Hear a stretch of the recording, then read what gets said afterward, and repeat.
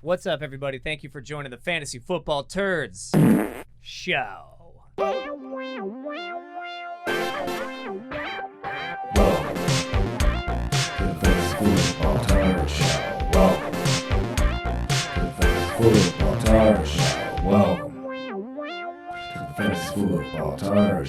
I'm here with Brett, the Hitman Phillips.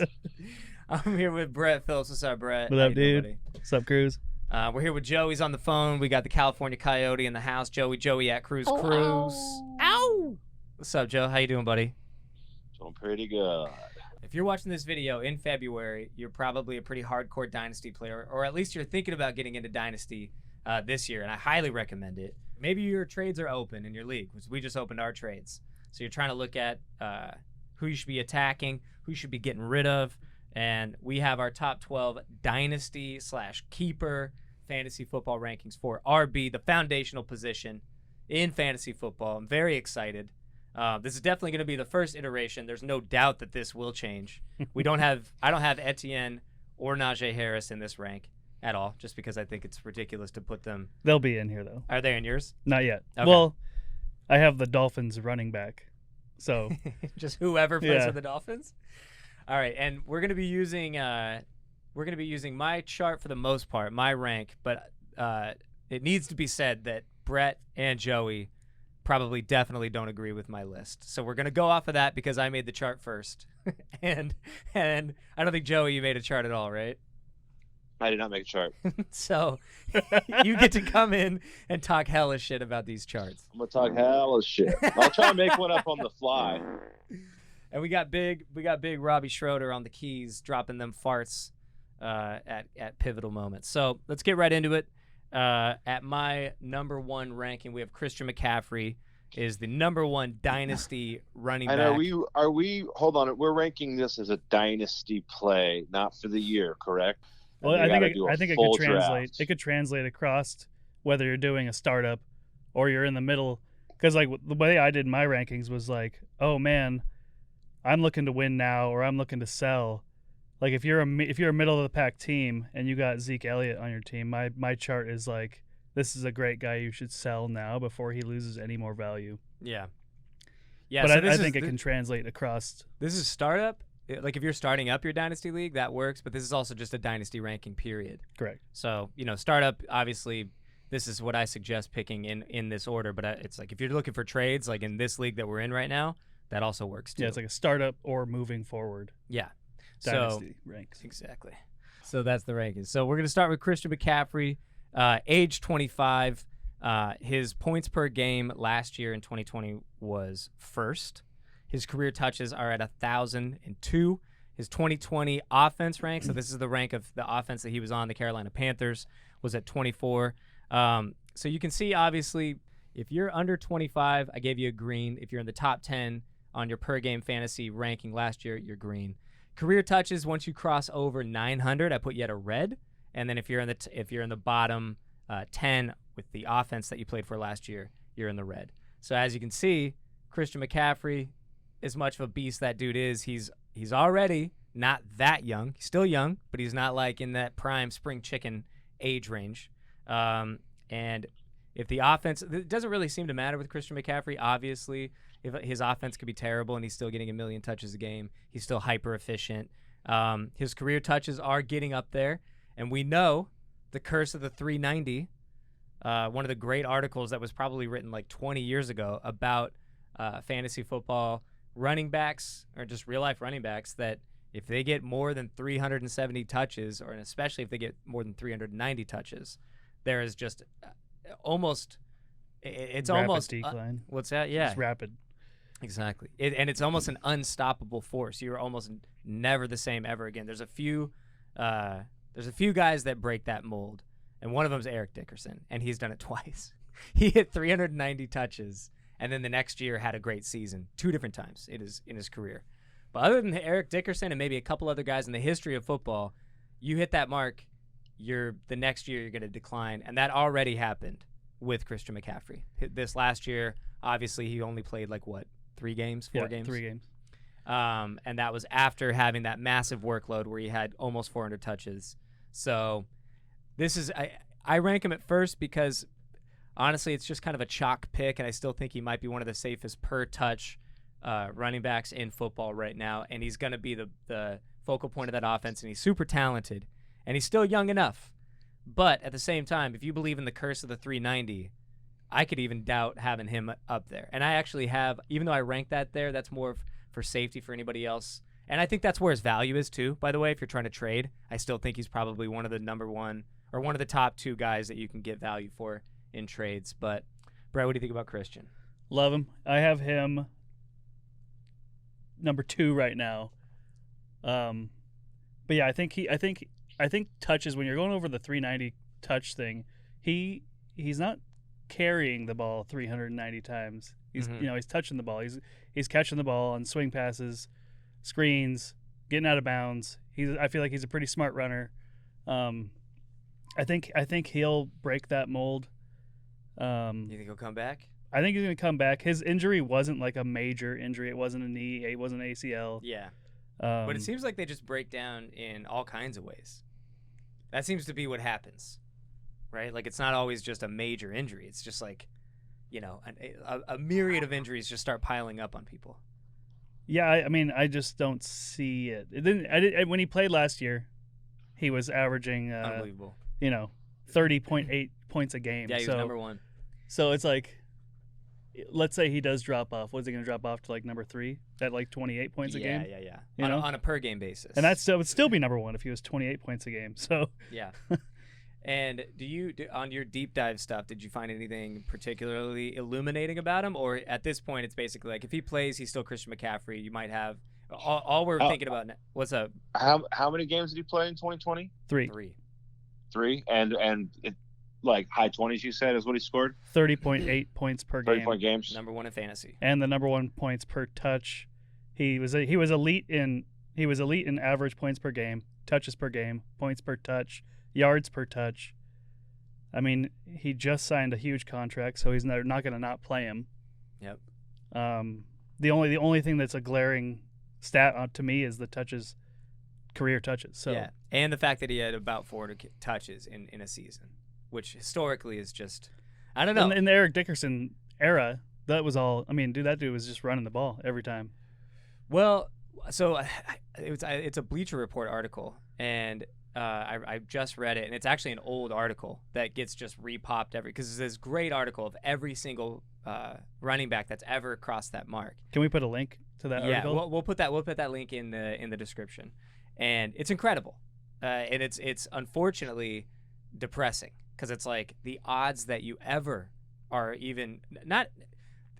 I don't think anybody except Eric Dickerson has ever been as good. But the other thing is, like, it's even sadder because it's like you might have one more good season and then your average from then on out. I think LaDainian Tomlinson was another guy that sustained a decent amount of excellence for like 2 more years. So hopefully Christian McCaffrey can break that mold. He is super talented, obviously. And I think in redraft, he's still probably your safest number 1 overall pick. But in Dynasty, he might be a turd. Who knows? He might be. Yeah, I mean, I'm gonna have to see it. I'm gonna have to see actual on the field regression. Mm-hmm. Like, just because his injuries, like I said, his injuries weren't career-ending injuries. I think if I can see like, oh, he's slowing down, his jukes aren't as tight. They're not throwing it to him. If I see his touches per game drop, even to like 17 or 16 next year, then we can start talking. But today, and we know the system's the same. What's his injury history prior to last year? It's just like, to me, if Christian McCaffrey's on the field, I think he's probably going to be number 1. The top, arguably the top 3 player in the NFL. And I just think it's worth talking about. That's just what it comes down to, is he's going to be. I don't see really regression happening for him on the field. Probably until maybe a couple of years, personally, but that's my thoughts on it. I think if he's on, he's going to be the guy. That's going to be great. Yes. He's going to be the guy you want on your team. Yeah. And I wouldn't if I owned him, I probably wouldn't sell him until he was like 27. I would sell him now. I'm telling you, this guy, I think his value is only going to get better. I would sell him if I was going to sell Christian McCaffrey. Sorry, If I was going to sell him, I'd sell him right now. Yeah. But and you do have Christian McCaffrey. I've been shopping him. I would sell him hardcore. But if I could have you give me advice, I would hope you would say, wait till mid-season when there's a team contending. Yeah. That is like on the cusp, and then sell him, depending on where I'm sitting in the rankings. I still think he has as much value as any running back in football, and I think you might as well just get all that because I think that there's a decent likelihood that he's going to get hurt at some point this year again, just based on history. And if he doesn't, then great. But if you look at the odds, I mean that's what it comes down to. If you look at I don't know if you look at the odds. The odds are it's tough. If he's on the field, you want him, and you're going to be like, well, I shouldn't have sold him. If he's not playing, and that's just. Then you're like, yeah, I should have sold him. But I mean, going through the rankings of this year, like at number 17, I came across like Mike Davis. Yeah. So it's like, that's what Matt Rule does. It seems like he makes running he's backs gonna be great. amazing. You know right? what I mean? Yeah, So totally. But looking back at his injury history, shoulder was the 2020 injury. And then before that was thighs. Prior to that, it was 0. In college, he had nothing? And in college, he might have had something, but I know that in the NFL, these were his first injuries, was 2020. So Christian McCaffrey, number 1 overall, Dynasty, but we've talked about the potential pitfalls if you hold on to him. I suggest trading him, personally. I think but he might have 2 great years. He might be a LaDainian. He might have had a little hiccup last year, and now he knows how to take care of his body, not overwork, and now he's going to have 3 years of 80 to 100 catches and 200 carries, whatever, and just being a top 5 guy and hold on to him. Yeah, I mean, I think there'll be regression just because there's going to be regression from the seasons that incredible season he had. But yeah, I still think he's extremely valuable. Yeah, and I think trading Christian McCaffrey also is a situational thing. Yes, if you're not going to make the playoffs, trade him. Start rebuilding now. If you like me are a contender this year, might want to hang on to him. Right. But if it gets close to the draft and you're where do you draft him at? In terms of, if you were doing a league and you have the 6th overall pick, where do you draft Christian McCaffrey this year? I don't think I'd get him if I had the 6th overall pick. Yeah, if it's not super flex, I think he'd go number 1. If it's so not, he goes number 1. Yeah, if it's a dynasty startup and it's not a 2 QB league, I think he'd be the number 1 overall pick. Dynasty startup. Yeah, that's what we're talking about here in general. Is just dynasty and then dynasty startup. Where would you draft him in a dynasty startup? As a number 1. Yeah. Overall, as a number 1 overall running back. Yeah, if it's not a 2 QB league, it'd be number 1. Okay. Yeah, because he's the number 1 ranked running back, and I think I would go running back at number 1. Yeah, I still wouldn't rank him number 1, but I think he's. Who'd you pick over him? In a dynasty, I would pick a younger guy. I'd pick Dalvin Cook, even though he's not younger. I still pick a younger guy, and then I have to say Dalvin. Yeah, but I mean, a year older. Just straight up, yeah, straight up against Dalvin Cook, Christian McCaffrey dominates him. Yeah, I know, but I like Dalvin longer term. I think I'd pick Jonathan Taylor or who. Dalvin Cook has had a major. That's a great question. Well, let's get back. Let's get down to it, and we'll talk about that a little. All right, number 2, we have Saquon Barkley. This is the same as last year, right? These are the 2, and probably the last 2 years. These are the top 2 running backs in Dynasty. I don't think much has changed. Both of them just had kind of catastrophic years in terms of injury. But from a Dynasty perspective, I think they're both as talented as you could.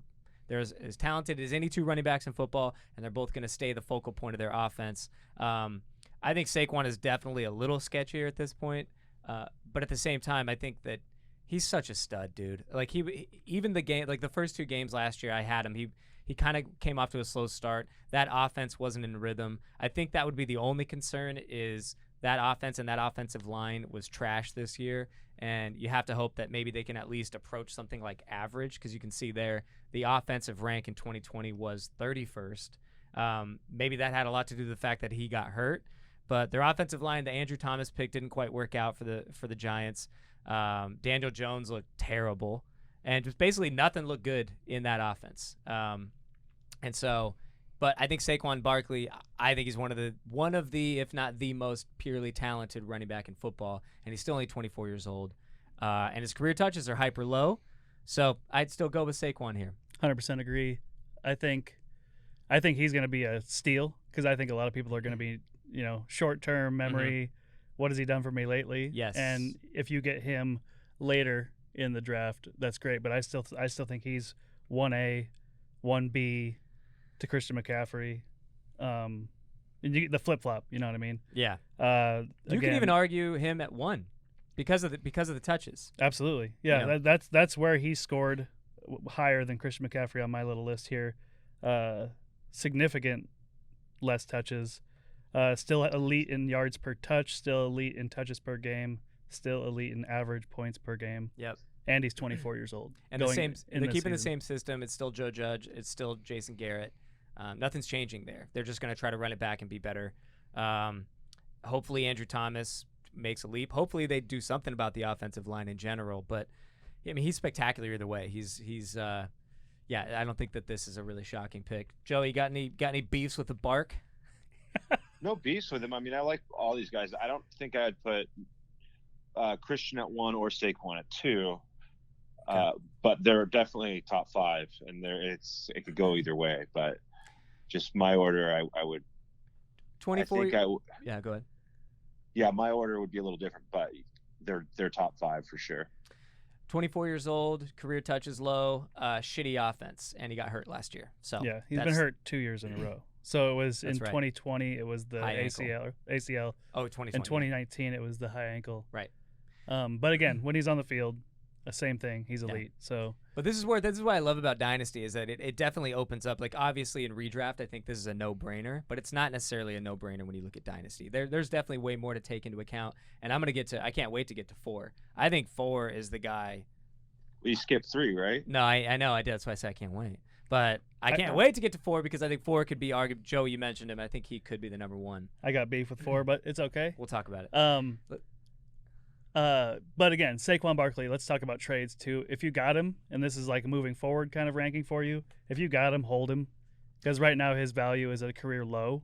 That's a great point. I think Christian McCaffrey is a sell for me just because I don't think his value will ever get higher. Well, I think once he makes his comeback, his value will get higher. Yeah, both of them. But I think McCaffrey already is being treated like he's coming back. Saquon is being treated like a disappointment. I know a lot of people, like I did that trade with you. Mm-hmm. I was talking to a buddy in Dynasty. He's like, I think Chubb's going to be better, period.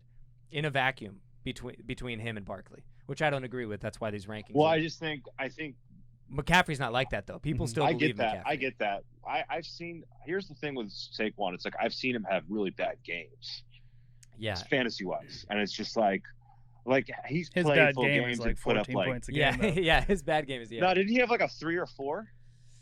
But if you watch that game, it's not. I mean, he was getting stuffed in the backfield. There's nobody. Exactly. No player on the universe that can break that. But I'm saying if you watch those games, it almost has like that Rams Gurley-esque feel to it, where it's like, it's not his problem, but that team looks so bad that it almost doesn't matter.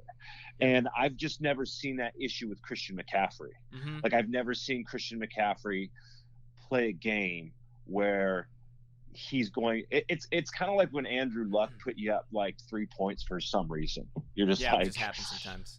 Yeah, and you see it, and it just gets in your brain, and you're like, oh man, that's a possibility with this guy. Right. And so I can kind of see why there's a difference between Saquon and Christian, and people think even a guy like, I mean, I see that. Yep.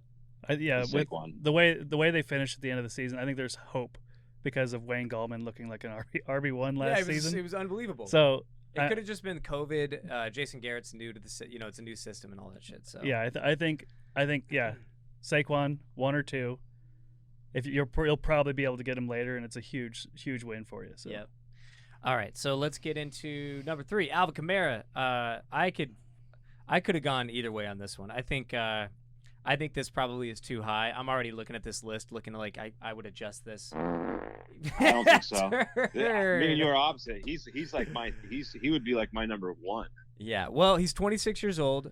He's getting up there in touches, so those are 2 knocks against him. But at the same time, he's going to be the focal point of one of the best offenses in football. But they just lost Drew Brees. He was good without Drew Brees, but he wasn't as good. Every year that there hasn't been a Drew Brees, or every game that there hasn't been a Drew Brees, he hasn't been as good as when Drew Brees was there. So I think there's actually quite a bit more going against Alvin Kamara going forward. than there is going for him compared to the past. 26 years old, almost 1,000 touches. So a potential change in the offensive efficiency and the amount of plays they run. I think that's a key, because even if they run something exciting and, let's say even focused on Alvin Kamara, it looks like without Breeze they're less efficient, so they're running less plays and they're less up tempo. They're just not the exact same offense. So I think that could be a concern. And even though I have him at 3 here, and it's probably a safe bet, I think that's more of a short-term play than a long-term play, and I could argue a few guys above that, including the next guy. Yeah, again, the only knock I have on Kamara is his age. Everything else is still elite. 25.4 points a game. He averages 1.53 points per touch, which is almost exactly like Christian McCaffrey. Yeah. 6.2 yards per touch. He touches the ball less than all those other elite guys. With Drew Brees being gone, maybe they lean on him a little bit more. If he can get to that elite, like 19, 20 touches per game, number 1 overall player. 100%. What about his? You probably didn't look at the splits between when with Brees and without Brees, because I feel like it's different, right? It was different. It was different last year. It was different the year before. Like his efficiency goes down, and it seems like his touches go down. Yeah, I mean, it'll be interesting to see who they bring in at quarterback, whether it be Jameis Winston, Taysom Hill. Yeah. If they trade for Wentz or something like that. Yeah. To that point, I'm not worried about that point really without Drew Brees. I had him in another league this year, and when they had Taysom Hill in, there was a couple games where you saw Taysom running more and Kamara getting away from the game plan. But I think that might just be kind of short term, because towards the end it was like, no, we got to get Kamara the ball.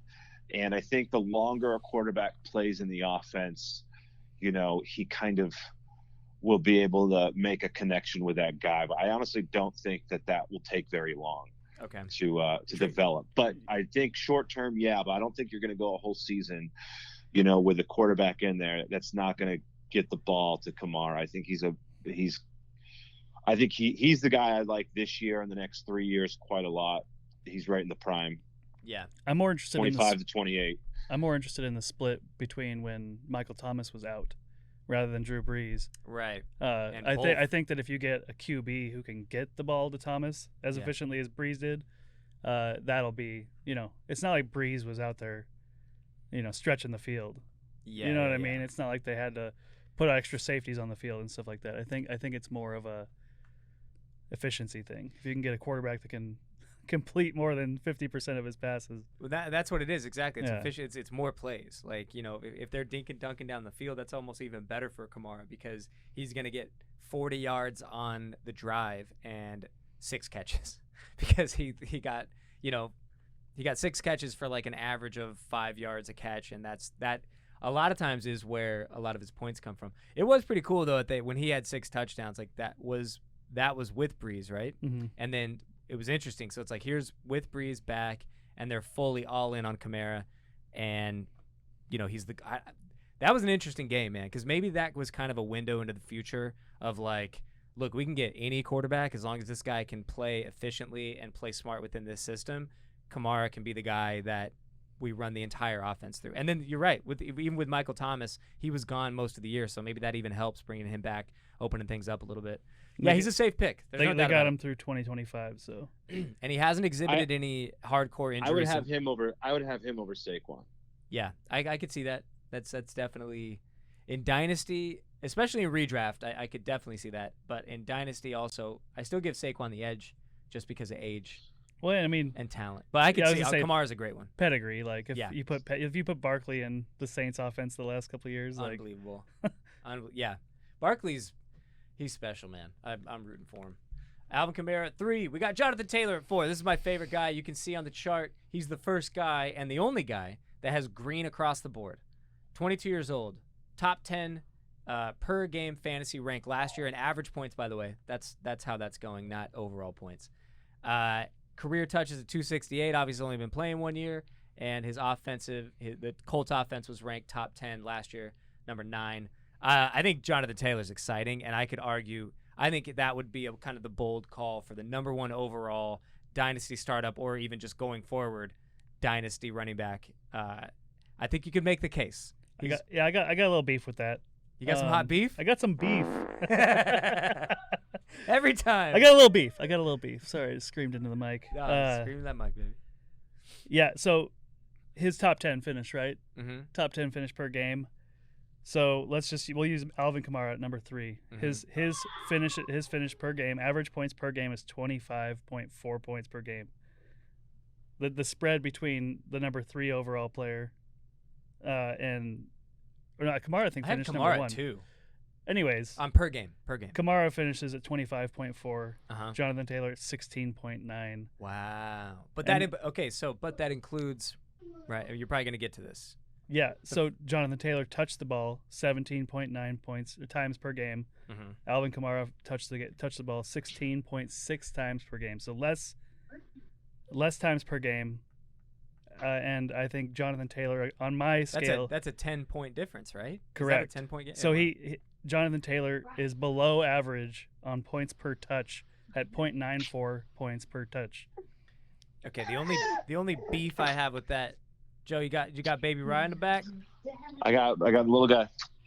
What's Baby? I'm gonna see what Baby Rye thinks about this. So my beef with that analysis is that you're taking it's the entire season, right? Yeah. So. 268 touches. So that's not. But in the first half of the year, there was a change at the end of the year. They finally turned it on and they started giving it to him. I wonder what his efficiency metrics. I wonder what all those numbers would look like from week 8 on. It was funny going into last year. Everybody was talking about the Jonathan Taylor is probably going to have a similar start to his career as Chubb, and that's almost exactly what happened. It was right around week 8, week 9 they started. I don't know, Nolan. He had 26 attempts in week 2.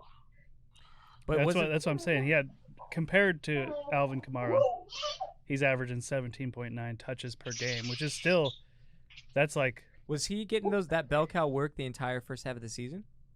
I'd have to look. I think it kind of goes down to game flow. Okay, because I thought he was from what I was watching, and I could totally be wrong. He was sharing the ball a lot in that offense with Williams. Well, you said something about week 8. You said something about week 8. Week 9, he had 6 attempts. Week 10, 7 attempts. Here we go. It was second half of the season, and this is what I'm looking at. Starting week 11. From week 11 on, I'd love to see what his numbers are. Because from week 11 on, 22 carries, 13 carries, 20 carries, 16 carries, 18 carries. He became the bell cow of that offense. Overnight. And he had, like you said, Joey, he had 26 in week 2, but it was hyper all over the place. And I remember this because Nyheim Hines would have blow-up games. Jordan Wilkins would have blow-up games. But towards the end of the season, it was like, no, this is the guy. Jonathan Taylor's the guy. And I think from that point on, he was a full-blown star. He was like top 7 in average points per game, probably. Yeah, well, this is mine is flawed though because he was in 16 games. Mm-hmm. He played 16 games, so maybe 15 games. Mm-hmm.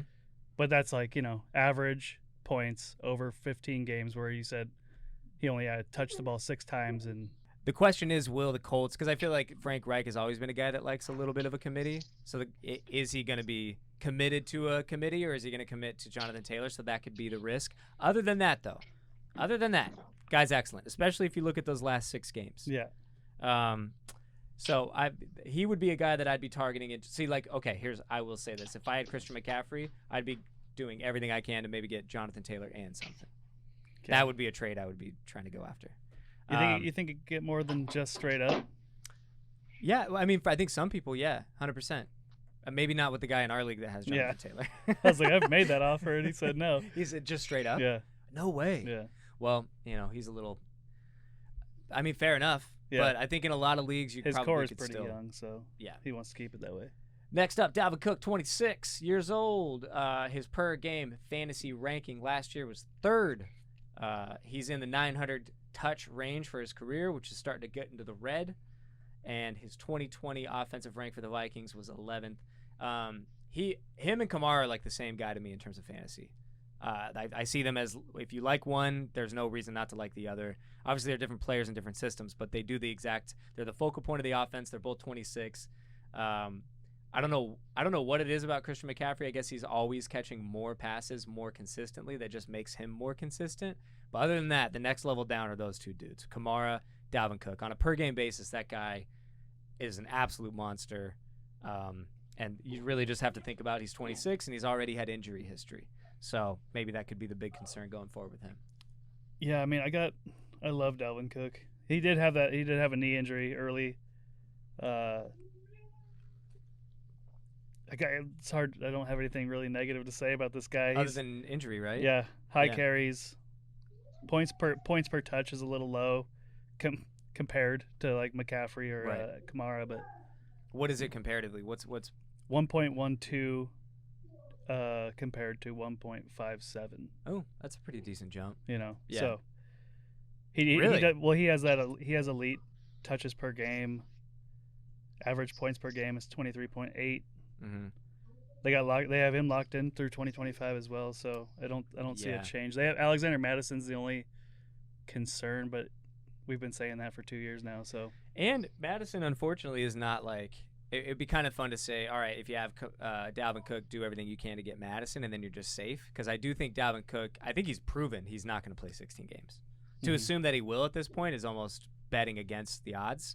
He hasn't done it yet, and it's been his whole career. So if you can get, but Madison isn't automatically. Everybody thought like, oh, you put Madison and he'll be just amazing. But his first game, he was a dud. A lot of people use their number one overall waiver on Madison, and we're really disappointed. I did in one league, and he was trash. So it's not necessarily a safe fallback. But if you can go get him as a handcuff, do it. I would say if you're gonna draft him, if you're in a dynasty startup and you're thinking about Dalvin Cook, if you're at the 5th or 6th pick and you're trying to get a running back and all these main guys are gone, I think, and you want to get Dalvin, you're going to get a guy that's going to compete with any of these other beasts in terms of his points per game efficiency.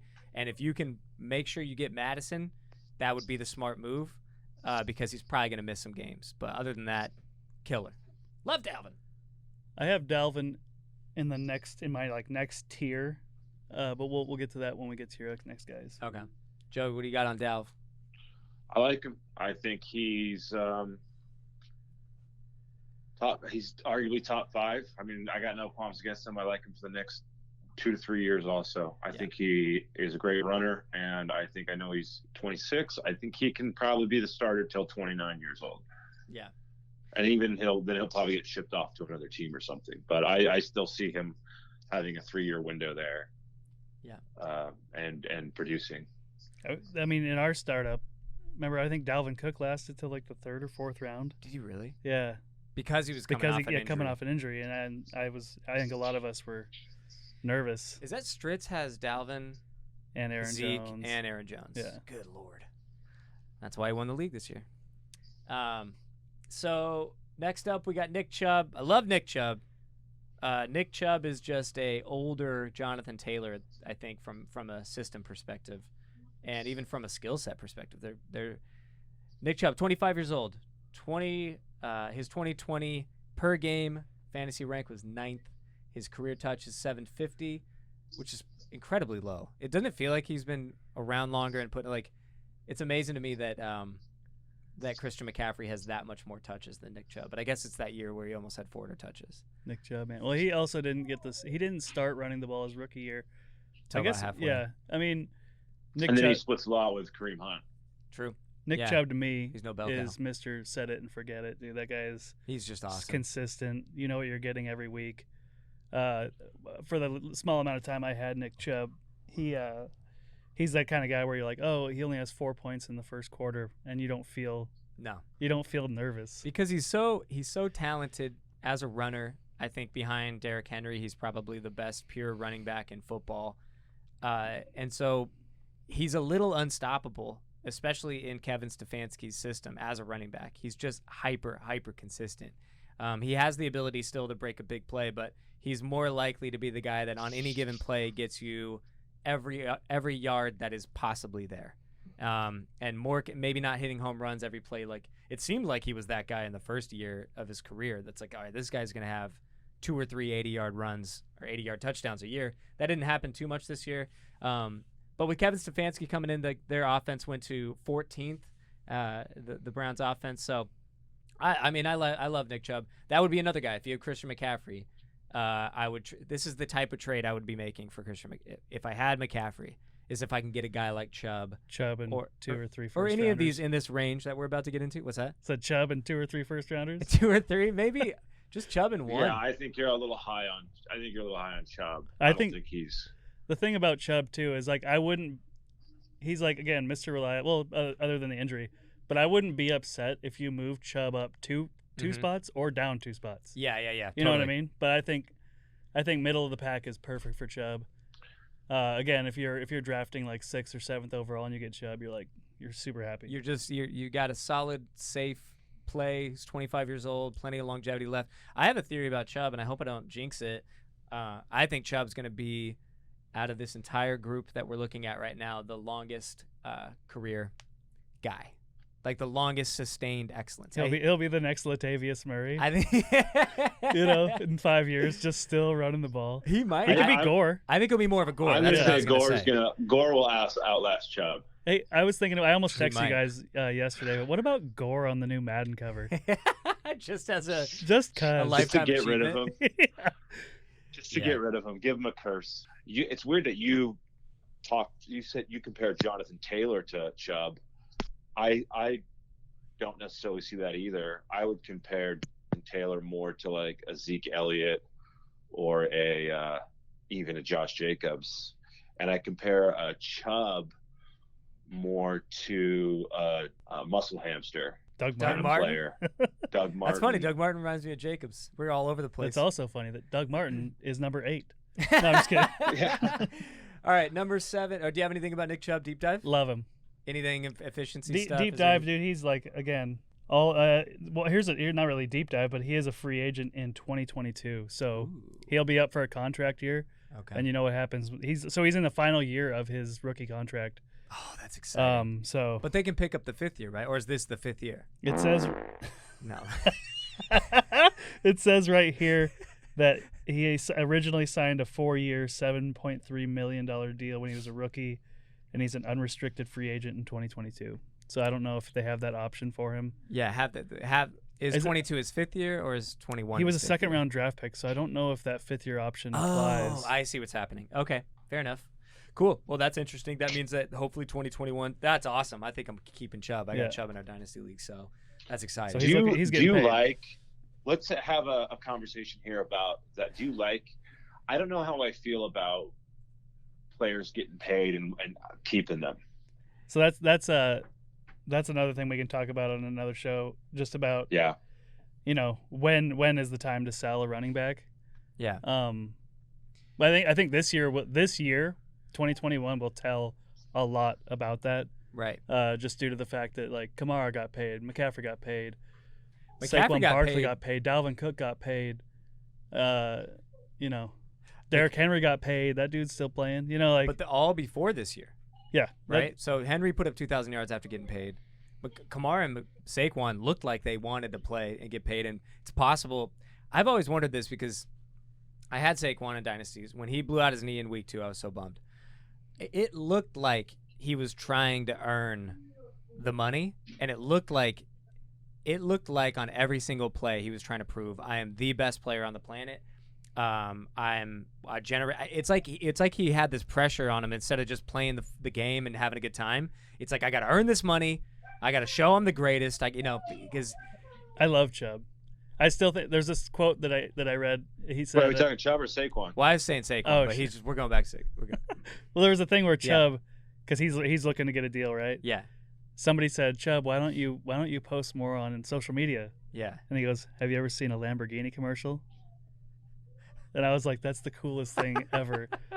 This dude's just a badass. He knows he's confident in himself. He doesn't need to go out and show himself running tires or doing cone work and stuff like that. I'm glad you brought that up because that was kind of a point I think is a good point. So I don't think Chubb is necessarily going to play that much harder for a contract, and I do think he's the type of guy that doesn't dip after a contract. So that was the difference between Saquon. I think Saquon was in his head about who he is and how hard he had to try to earn this. That's what it looked like to me, man. I was watching those games, and it looked like he was trying to make so much happen on every single run when it was just an absolute disaster. He's trying to make that Oikos money. What's that? That yogurt company that sponsors him. Yeah, yeah. He's trying to prove that he's trying to prove marketable. Oikos. He's trying to get that Baker Mayfield money, dude. It's so fun. He's trying to get that turd money, dude. Yeah, no, I love Chubb. I think that he's not going to be a top 3 running back very likely anytime soon in terms of fantasy. But he is going to be. He might. You know. He might, and he might be top 7 every year for the next 5 years. If he's going to do it, he's going to do it the way of Aaron Jones, where he scores like 27 touchdowns in a season. You know. I think he's. I think Nick Chubb is going to have. I think he's just the way he runs and the type of player he is and the type of mindset he looks like he has. I think he's going to be a long career guy. He might be my favorite running back to own in terms of from a dynasty perspective. It's like this guy's probably going to be good. He seems like the type of running back that it has that gore factor, could be good when he's like 33. Mm-hmm. He's just so talented at running and knowing how to find the right lane and knowing how to make the right decisions that I think he's going to be good for a long time. Let's get to J.K. Dobbins, number 7, the man who I doubted, the man who I couldn't believe everybody was so excited about, and then I was just completely wrong. At number 7, J.K. Dobbins, 22 years old. His per-game fantasy points was 33rd. He had 152 touches last year, and he was in a top 7 offense. You guys love Dobbins. I'll let you talk. I got tons of stuff about Dobbins. The thing that he on my chart he scored low, but that was based on his average points per game and his average touches per game. Yes. Assuming those are going to go up. Which they did at the end of the year. They're gonna. I mean, dude, he's gonna be. Who's he splitting time with next year? Gus Edwards. Ingram's already gone. Yeah. The thing that stuck out to me the most is his yards per touch is elite. Like on the same category as Christian McCaffrey. Not even. It's ahead of McCaffrey. He's his yards per touch is ahead of McCaffrey. 6.1 yards per touch, and the dude only touched the ball 10 times a game, on average. Man, that's incredible. So he was below average on average points per game at 11.1. If you increase, but if you take just do you want to turn down Joey's side, bro? If you give him elite touches per game, 19 and above, we're looking at like a top 5 player here. I think that he kind of came on, I'd say, the last 4 weeks of the season, right? Is when he kind of started to take over that bell cow role. Is that about right? Yeah, only 152 touches last season. There was a couple missed opportunities. I remember. I think it was like week 1. He dropped a pass in the end zone or something like that. Yes. No. Are you thinking Swift. of Swift? That was Swift, yeah. No, I think it was week. But out of all the rookies, he touched the ball the least. Yeah. He started to become. No, Swift did. He started to take on a little bit more of a role starting in week 8. He had 15 carries in week 8. He had 12 the next week. And then he had 2 games under 10 carries for the entire rest of the season. And his efficiency was incredible the entire time. He had a couple bad games, but he also had a couple incredible games. He was getting targets, although not an incredible amount of targets. That might be a little bit of a concern, but they also weren't throwing to running backs much in that offense, right? So Dobbins is interesting because he's definitely talented and he's in a good offense, but that system isn't, unless he takes on a true bell cow role. Wasn't Ingram a top 3 player? He was top 5, I think. When Lamar was the MVP? Yes. So, dude, just looking at like what could happen if he gets bell cow touches, it's pretty disgusting that I traded him. Yeah. Yeah. And that's it's interesting because this also I didn't like really what I saw from Lamar Jackson. I didn't really like what I saw from that offense in general. They definitely took a step back. They were still top 7, but I just feel like there was way less scoring opportunities. They weren't running the ball the same way. I think so. You're saying in a bell cow role, even in the offense this year, he's probably at least as good as Mark Ingram, right? Last year from a fantasy perspective. Yeah. Okay. So if he can move from what appears to be the 12 to 15 touch range to the 15 to 20 touch range, he's instantly probably a top 7 fantasy running back at least, right? There's only 3 players on this list. I have 20 players listed. There's only 3 that were above 6 yards per touch, and it was Kamara, Dobbins, and Eckler. Yeah. Yeah, Dobbins looks amazing too. If you just watch, I was trashing him because I didn't really like how they were playing him. I just didn't see it that he was necessarily going to take over the way that it wasn't happening the way that they said he wasn't taking over. But then I towards the end of the year, I was watching more of him, and I was just like, this guy's incredible. If they give him like you said, yards per touch. So just add that up. He doesn't look like the type of guy that as you give him more, he's going to become worse. I think he's just going to stay hyper efficient. I think he's hyper talented. He's a dual threat. The only concern I think is PPR. It doesn't seem like they throw a lot in that offense to their running backs. So that could be a concern long term. I don't know if you have any stats on that. I think he's great. I love him. I think out of this class, I think, there's 3 running backs that I feel pretty confident in. Maybe only 2 being around for a long time, and he's one of them. Dobbins, Swift, and Taylor. Dobbins and Taylor for sure. I'm not even completely confident in Swift long term. Maybe it's going to be him or Akers or both, but I think Akers is a turd. Yeah, he might be. But is that what you said? Yeah. Robbie, you got to bounce in too, right? But I feel just like out of those 2, those are the ones that I'm pretty positive that are going to be around for the next 7 years. I know more will emerge, but those are the ones I feel like, yeah, these guys are going to be it. Like they're done. They're set in stone. Yep. And there's a security there that I like. And so that when I find security, a young running back that I feel secure about, their value goes up a lot. Yep. And so, I mean, at 22 years old, he's already starting to take over that role. I'm a huge fan of Dobbins. Dobbins is number 9 on my list, and I think he has the biggest plus minus. Mm-hmm. Yeah, he could jump up quick. Yeah, I think he could jump up 4 spots easy. Yeah. I think that's actually a good kind of question. Is who is in the, kind of this back half, or maybe even in the honorable mention, from the 12 to 24 range of guys that could jump all the way up to the top 3. I think Dobbins is probably leading the way on that. And then maybe Jonathan Taylor, I think, has everything going for him on that too. All right, we got to speed through this back half because Robbie's got to go, and I actually have to do something too. So DeAndre Swift at 8, 22 years old. His per game fantasy ranking was 19th. Career touches 160. His 2020 offensive rank with the Detroit Lions was 20th. I think he's awesome. I think he's obviously clearly very talented. He was in the committee the entire year last year, but it's already come out that the new coaching regime believes he can be a bell cow back. It's early, but that's kind of nice to hear, like immediately. Hey, I love that, man, because the Detroit Lions have been a committee disaster ever since Reggie Bush. Reggie Bush had one good year being kind of a bell cow guy, and then other than that, it's been nothing but committee. Stafford is gone. We got a football guy at head coach now, and he's already talking about him as a bell cow. He seems like the type of coach that would institute a bell cow offense. Yeah. And I think DeAndre Swift is just Dan Campbell will be out in 2 years. Yeah, 100%. So that's the only issue I have. He'll run Swift as much as he can. I think that the offense, my prediction for the Detroit Lions is that their offense is not good, probably bottom 10 in the league. So they were 20th last year, and he finished 19th overall with not a lot of touches. As you can see, 160 total touches. He was efficient. He was excellent. He was good at catching the passes, just like everybody thought he would. He reminds me a little bit of Dalvin Cook in general as a player. I just don't know how good that team's going to be. And I think his overall situation going forward from a dynasty perspective is precarious at best. Yeah. We don't know what that's going to be like. I think there's a few things that stand out to me. His average points per game, again, it's kind of the same thing as Dobbins, like where he wasn't getting the touches. Mm-hmm.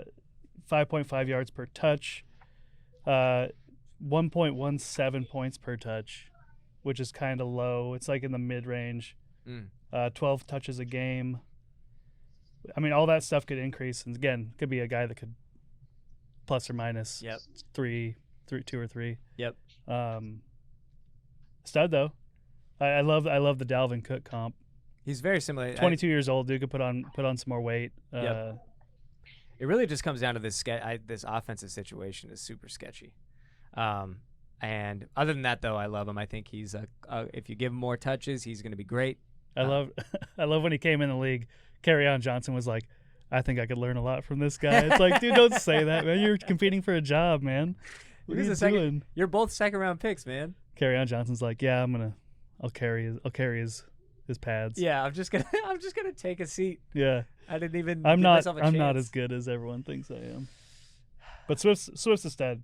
Swift's a stud. I would be concerned about the team. Other than that, he's young. He's a solid dynasty play. I think he's a little bit of a buy low. Although in dynasty he is young, and that already adds a massive amount of value. I know that I think Hatcher has him in our league, right? Yeah, I traded him. So I think Hatcher right now would not be willing to give up. Hatcher paid a lot to get Swift too. So yeah. I mean, yeah, I think I got Swift pretty high. I have it going Taylor, Swift, then Dobbins. Taylor Swift, Dobbins. But that's only because if Taylor Swift marries a guy named Dobbins. That's all based on what we know now. Yeah. If everything increases, like I said, Dobbins could go up, Swift could go down. Mm-hmm. You know. Yep. But just I think DeAndre Swift is a more talented running back than J.K. Dobbins. If Swift was in Baltimore, we'd be talking. We'd probably be saying something different. Yeah. I just I think.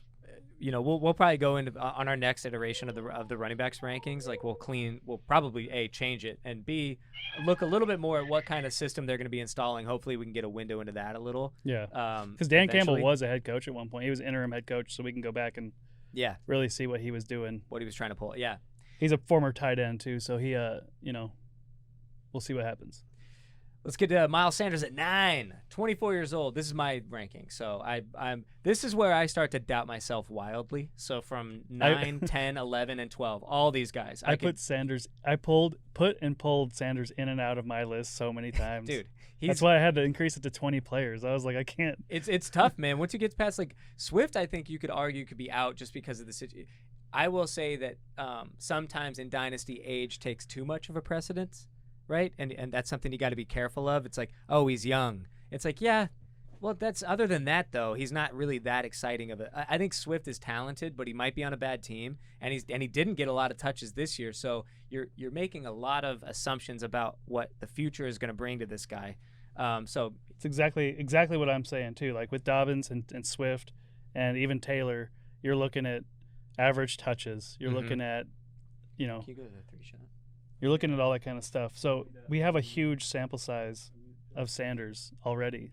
Yeah. So it's it's the same thing with Joe Mixon. You know, it's like, when is it going to happen? Yes.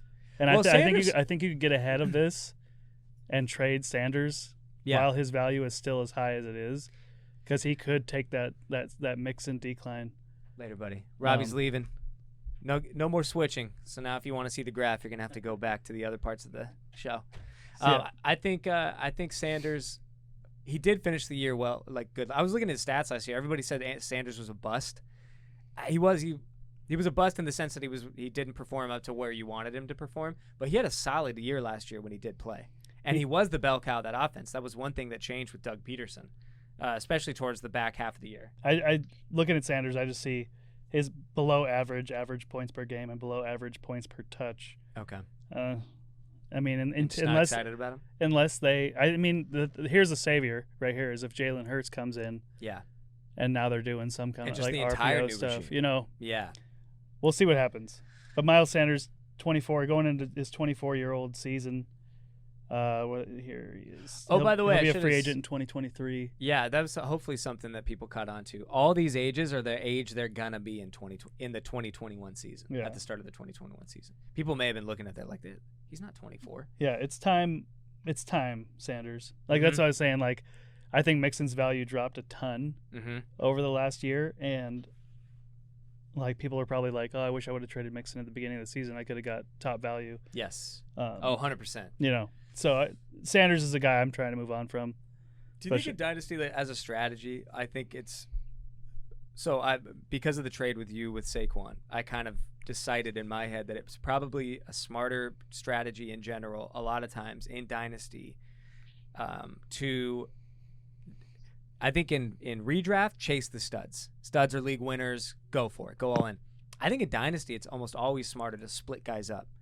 I think it's just better and safer for your team in the long run, because to that point, how often are you like? Let's say you had Derrick Henry going into this year, and you traded him at what you thought was peak value, but then he went ahead and had a 2,000-yard season.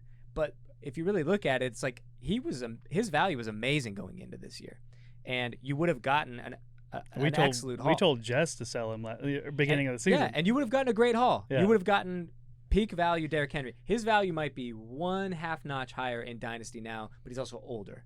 And I know a lot of people know that after a 2,000-yard, 400-touch season. Back-to-back, right? In Dynasty. Back-to-back 2,000 yards. He didn't have 2,000 yards a year before. He didn't. No. But he did have high touches. And so, I mean, his even though he just had an unbelievable season, he might actually have slightly the same. It depends, everybody might see it differently, but it's not that different. You're not going to buy him if you're a rebuilding team, though. Exactly. But she'd have to sell him to, if you or Derek Stritz was going to take try to run it back, But I think that it would have been wise in retrospect still to trade him, even though he still had a 2,000-yard season. I think you got to bet. You got to bet smart. Yeah. Sometimes you'll get ahead of it, and sometimes you don't. But same thing with Gurley. Trading Gurley after he had those 3 games where he scored a bunch of touchdowns. Yep. I was so excited to trade him. I was trying to get rid of him so hard. Yeah, I think Derrick Henry. Who are we talking about right now? Well, Sanders. so we went to exactly. Yeah. And so I think it would have been good to trade. I kind of have this theory that when a guy's peaking in value, you might in Dynasty, if you have a bunch of holes to fill, you might as well trade him, because even if he stays good, this is Dynasty. You're getting other players that are going to fill that gap, and you're playing for the future. It just always seems to kind of work out than banking on the one guy being that McCaffery level player. It's like you can't just lean on one guy. And I heard a really cool thing yesterday. They said you're either a contender or you're rebuilding. Okay. You do not want to be a middle team where you're, you do not want to be that team where you're either barely making the playoffs or you barely miss the playoffs and you're not going to win either way. And now you have now I'm picking number 8 in the draft. That's so tough too, because I almost was the in between this year, and then those trades at the end I think made my team, getting Allen Robinson or whatever. But I was kind of that in between. But if you're like, you either want to be rebuilding or you want to be contending. Yep. And so yeah, if you have these studs like Miles, so to the point is, are you contending and you have Derrick Henry? Do you feel confident that you will contend for a championship this year? Because if you don't, you gotta sell him. Yeah, we'll get more into this as dynasty strategy stuff, because I do think that a lot of people. We were talking about Joey. We were talking about this just for our league. We want our league to listen to this, because we see too many people hanging on to old guys when it's like, flip them, man. Like you're not getting, your team sucks. Flip certain guys as they're entering their age 29 and 30. Miles Sanders, I'm actually on our next ranking. He's not even going to be top 12. I flipped it. I think you have guys on here that are way too high. I think Swift and Sanders are still too high. Yeah. Compared to what they've shown. Even Dobbins. Yeah. I can see. I mean, you could put a guy like, you don't even have David Montgomery mentioned. David Montgomery was in my first iteration of this list, and Brett talked me out of it. But I'm with you on that, Joe. I totally agree. It's a tough list to make, man, especially for Dynasty. But if you look at, I just keep looking at these stats that I have. Like all Dobbins needs and all Swift needs is opportunity. Yeah. Like Montgomery has opportunity. Where is he? Montgomery has opportunity, but his points per touch and his yards per touch are trash. But he's a top 20 guy, but. Right, but it was also those last 5 games, right? Like something happened overnight. Something happened to David Montgomery. He was, and I love. I think you guys look at things way too short. Personally, I think it's only his second year, and he turned it on towards the end of his second year. David Montgomery, if you look at Chubb, he didn't do much his first year at all, and he didn't do much, and he started coming along his second year. That sophomore season, that's a big thing to look at. And I think David Montgomery, his arrows, he ended top 4 last year. David Montgomery was not top 4 last year, was he? In average points? Yes, he was. Yeah. Or not average, but total. Yes. Yeah. He was up there in total because everybody got. Yeah, I think his average points was 14 or something. 17.7. I had him in Joey. I had him at 9 before. So I made some changes. I think he's higher than Swift right now at this point in time. Yeah, it's debatable. You think that if we were doing a redraft, or not a redraft, but a startup dynasty, that Montgomery would be taken before Swift? I would. There you go. All right, let's move through it. Let's get to Derrick Henry. We've talked a lot about him. He's 27 years old. It's pretty simple. You can see red, green, red, green. He's all good offense, old. Good offense, old. Yeah, he's had too many touches and he's old. Yep. But again, I said this exact same thing last year. Yeah, but the problem is, do you want to be Derrick Henry? Now we're on Derrick Henry at number 10. Miles Sanders is 9. Derrick Henry at 10. I could easily see taking him off this top 12 entirely from a dynasty perspective, especially because all of my advice personally would be sell him if you can. Coming off a back-to-back 380-plus seasons. This is exactly what you're looking for, though. If you're doing a startup, you're probably going to get – I mean, someone will reach for Derrick Henry because of what he did. But if you get Derrick Henry at pick 10, pick 11, pick 12, and then you get the turn pick, like he's perfect for that. We're not saying that don't draft him at all, but there's a time to draft Derrick Henry. Yes. You know what I mean? Yes. Especially in Dynasty. I think, hopefully a guy like Derrick Henry in a Dynasty startup, or even right now, you can get him. I'd actually be super interested to see what people who have Derrick Henry think. If I had him, I'd be trying to trade him, probably. Oh, I'd be calling you guys every single day. I'd be like, what are you gonna give me? I got Cruz on the other line. And I try to trade him to a contender, like a guy like Sean in our league, the guy who's definitely going to be going year to year at this point. You could trade Derrick Henry. You could probably go Derrick Henry for like Leonard Fournette, a first-round draft pick. Yeah. And a wide receiver or something. Or Ronald like that. Jones. Yeah. Do you like Jones or Fournette better going forward? I don't know. Okay, we'll see. But Derrick Henry's pretty obvious. It's just he's older, and how many more years of 370-plus touches do you think that this guy can not only handle, but like be excellent and play at the level that he's at? 27 is not like that old. I think Marshawn Lynch still had great seasons up to 29. A lot of guys who are great can go up to about 29. But man, I think he'll go to 29. I think so too, but I think his efficiency and his overall excellence is due to decline from a purely historical perspective. But at the same, it's a tough one, man. I don't know. I give him 3 more years. Well, like you look at his touches too. He doesn't. I think he had like 72 catches. Yes. Or something like that. So he has over 1,100 straight carries. Yes, and that could be. That's the other thing. That's the one reason I don't really like him that much going into this year. Or it depends on where you get him, right? But he'll be 27 this year, right? Age 21. Yeah, exactly. I mean, the guy is a monster, though. Like, look at James Harrison. It could be. You know what I mean? Like, yeah. I mean, it all depends on what you can get for him. Exactly. I don't think you can get a lot for him. Well, I mean, you might. How old was Mark Ingram this last year? He was just now or the year before? He was before? 29 when he finished top 5. No, right? he was in his 30s already. So think about that. He was 30 or 31. Derrick Henry is better than Mark Ingram. True. I just think coming off a 2,000-yard season, I don't think very often a player has gone from 2,000 yards to even having a good year the next year. Yeah, you're playing. It's very rare. Yeah, but you don't need him to be that even. You just need him to be like, what Marshawn Lynch was. If you're drafting him in the top 12 of a startup, you're expecting him. I'll tell you what. I would move him down. I'm already changing these rankings. I would move Miles Sanders and Derrick Henry down immediately because Derrick Henry is a guy I'd want to be getting at a value at this point in a dynasty startup or in a trade. Henry just missed my top. He was number 13 on my list. Yeah, he's a tough one. I mean, he's excellent. He's a beast. That's the other thing you talked about, like who he is as a dude. He could be breaking the mold because he's 6'3", 250 pounds, or whatever, 200, whatever he is. Like he's an actual. We talked about those guys, like the Adrian Petersons, the guys who are like, I want to be great, versus I want to make money. Right. And he might have that instinct, that greatness instinct. Yeah. You said he had that conversation with Eddie George. Eddie George was great. Yep. Right. It's like, hey, who are you going to be? Are you going to just barely skate through and right off your talent, or are you going to maximize yourself? And it looks like he's that guy. He's the maximizer. This is the guy after next year we're going to be like, it's like who was I for years? You're just like, you doubt these guys, doubt. And you're like, man, I could have had him 3 years ago. Yes. Where Gore do you think? was like that. Where do you think Henry will end up at age 30? End up? You mean on a new team or? Just on a new team. He's a free agent in 2024. So that would put him about 30. Yeah, about age 30. I think he goes somewhere, and I think he'll have flex appeal. Mm-hmm. Yeah, he might. He's interesting, man. I think he.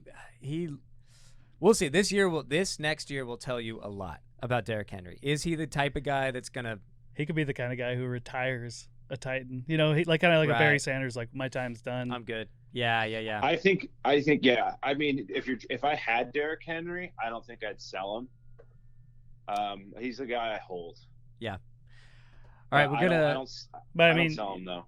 You don't. You're a contender though every year, so like Well, if you were number 12 in our league, I don't think I could get what he's worth. I mean, obviously, if from someone Dynasty, was like, yeah, I'll give you. In Dynasty, I don't think I could get what he's worth. Yeah, who do you think? We should go over on another show. We should go over our list of like, who should you buy now? I listened to a show the other day. We'll do buy sell. We'll like buy now for 2023. Yes. You know what I mean? Like, right. You could probably get 4 or 5 of those guys. Well, for Derrick Henry. Well, and this is obviously key. We're going Dynasty. We will do a redraft ranking too, obviously, for top and Derrick Henry in a redraft. I think is absolutely top 12 and probably top 10 in redraft. Top 4, dude. Yeah, but the only reason I still am a little hesitant and I'd be staying away is I think the 2,000 yards back-to-back years of 370 plus carries. It's just not good. I think he's fine. That guy's a beast. He might be. You're probably right. He's 28. You know, that's like 27. Yeah, he's 27. Absolutely. He's actually 26. He's going to turn 27, I think. Oh yeah, he's like top 3 in a redraft league for me. Yep. Let's get to 11 at Clyde. Clyde Edwards-Helaire, 22 years old. His per game fantasy rank was 22nd, and his career touches just last year obviously is 217 in the offensive rank. It's the Kansas City Chiefs, one of the best offenses in football. They were actually 6th. That was a surprise to me. But whatever. Clyde, I'm just banking on Clyde doing a little bit better. Getting more touches, being more familiar with the system, and being more of like they drafted him in the first round. I think that they're going to try to make this thing work. Although you can say he definitely was a disappointment. Yeah, I think we all kind of did that to him. We put him on a pedestal because he went to the Chiefs. He was a first round pick. I actually didn't like it. I did not like it. Yeah, I do remember that. You were talking, but you didn't like it because you didn't like Andy Reid, not the player. You didn't like how Andy Reid plays. I don't like where he's at. I don't like where he's at. I don't like the way Andy Reid plays running backs, and this is exactly how Andy Reid plays running backs. Well, Andy Reid, however, even with let's just say how Andy Reid plays running backs. It's like he's got these games it's this really fickle way of playing a running back. It's like the guy's good, and they're not going to lean on Clyde to win a game. They're not. They don't need to, and he'll go entire quarters without touching the ball. Yeah, well, so this is the whole – so it's like – here's the thing, though. He was actually bad for even a Andy Reid guy. So what anybody who was getting Clyde Edwards-Helaire last year, whether it was redraft or dynasty, was looking at was Brian Wetzel and Jamal Charles. Those are the 2 guys that you're like, these are number 1 overall guys potentially. Could be, yeah. Exactly. And so even if there's kind of a – fickle use of the running back history with Andy Reid, he still produces number 1 overall, top 5 consistent running backs in his systems. And so if you don't like necessarily kind of having boom bust guys like you're talking about, Joey, a guy that seems like he can put up a 5 every once in a while just because Andy Reid plays it like that. Well, it's like I like Clyde. I just don't like where he goes. And I don't like that he was also terrible for an Andy Reid running back. That's, I think, the biggest concern. So, I wouldn't say was he terrible? What did he end up at? He's number 17 on my list. He averaged 0.82 points per game. Sorry, points per touch, which is below average. He was 22nd overall in his average fantasy points per game. 16.7 touches per game. 217 touches on the season, even though he did miss some games. 13.7 points per game. Like lots of below average or average. Yeah. The only thing you're looking good at is he's young. And he's on a great offense. Yeah. But his efficiency was not that great. His role was not what we were hoping. All right, here. Would you take moving forward? Sorry, not this list, but moving forward, would you take Clyde or Antonio Gibson? Well, so this is tough. You can see honorable mention there. So go ahead. I'll just say real quick. You can see Antonio Gibson on honorable mention. Before my first iteration of this list had David Montgomery and Antonio Gibson in the top 12. Derrick Henry, Miles Sanders, and Aaron Jones were out. I think there was somebody else. These 2 guys are back-to-back on my list. Yeah. But it's obvious that Antonio Gibson was a more efficient fantasy running back. More featured. Yeah. It seemed like, right? More touches per game. He touched the ball less. Really? And touched the ball less per game. Really? But he averaged the same amount of yards per touch, had more points per touch, and more points per game. Joey, what do you think? I think Clyde's the safer pick than Gibson, and I'd probably go with the safer pick than Gibson. Or I'd probably go with the safer pick in the situation.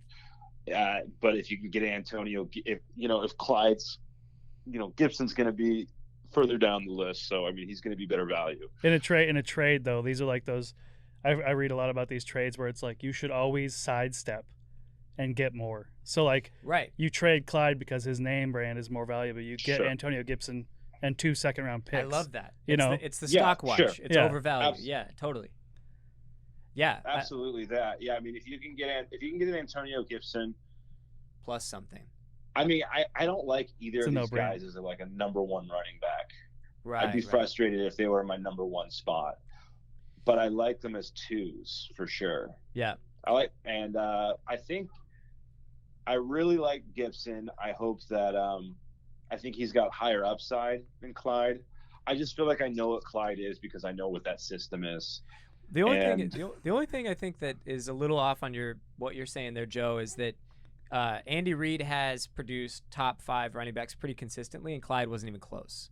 So at least with Clyde, you have a potential to at least get to that, which you don't even like. You don't even like. You think this is Clyde's floor? Well, exactly. There is a shift to, and this could be worse for Clyde or it could be better, and I think only time will tell. And that's, Patrick Mahomes. He's a different kind of player. Yeah. Than Andy Reid's never had a Mahomes. Had. Well, I guess Donovan McNabb was.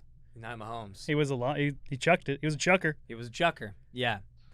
So you're right. Could be. Well, yeah. How about this though? How about this? So we do kind of have to wrap up. So, and if we have to like record maybe the last half hour just all phone, we could do that. But because now I got a ton more to talk. There's so much more to say, and I realize I have to go I have to go in like 2 minutes, so we might have to hit this another time and just complete it. Let's move on to the next. So yeah, Clyde is another guy who has that plus minus, and I'm seeing just based on stats, I'm seeing more trending down. Yeah. But he could pop. Let's go to number 12 on this list, and then we're going to do a follow-up on this, and I'll attach to it. Aaron Jones is my pick for number 12. He's going to be 26 in 2021.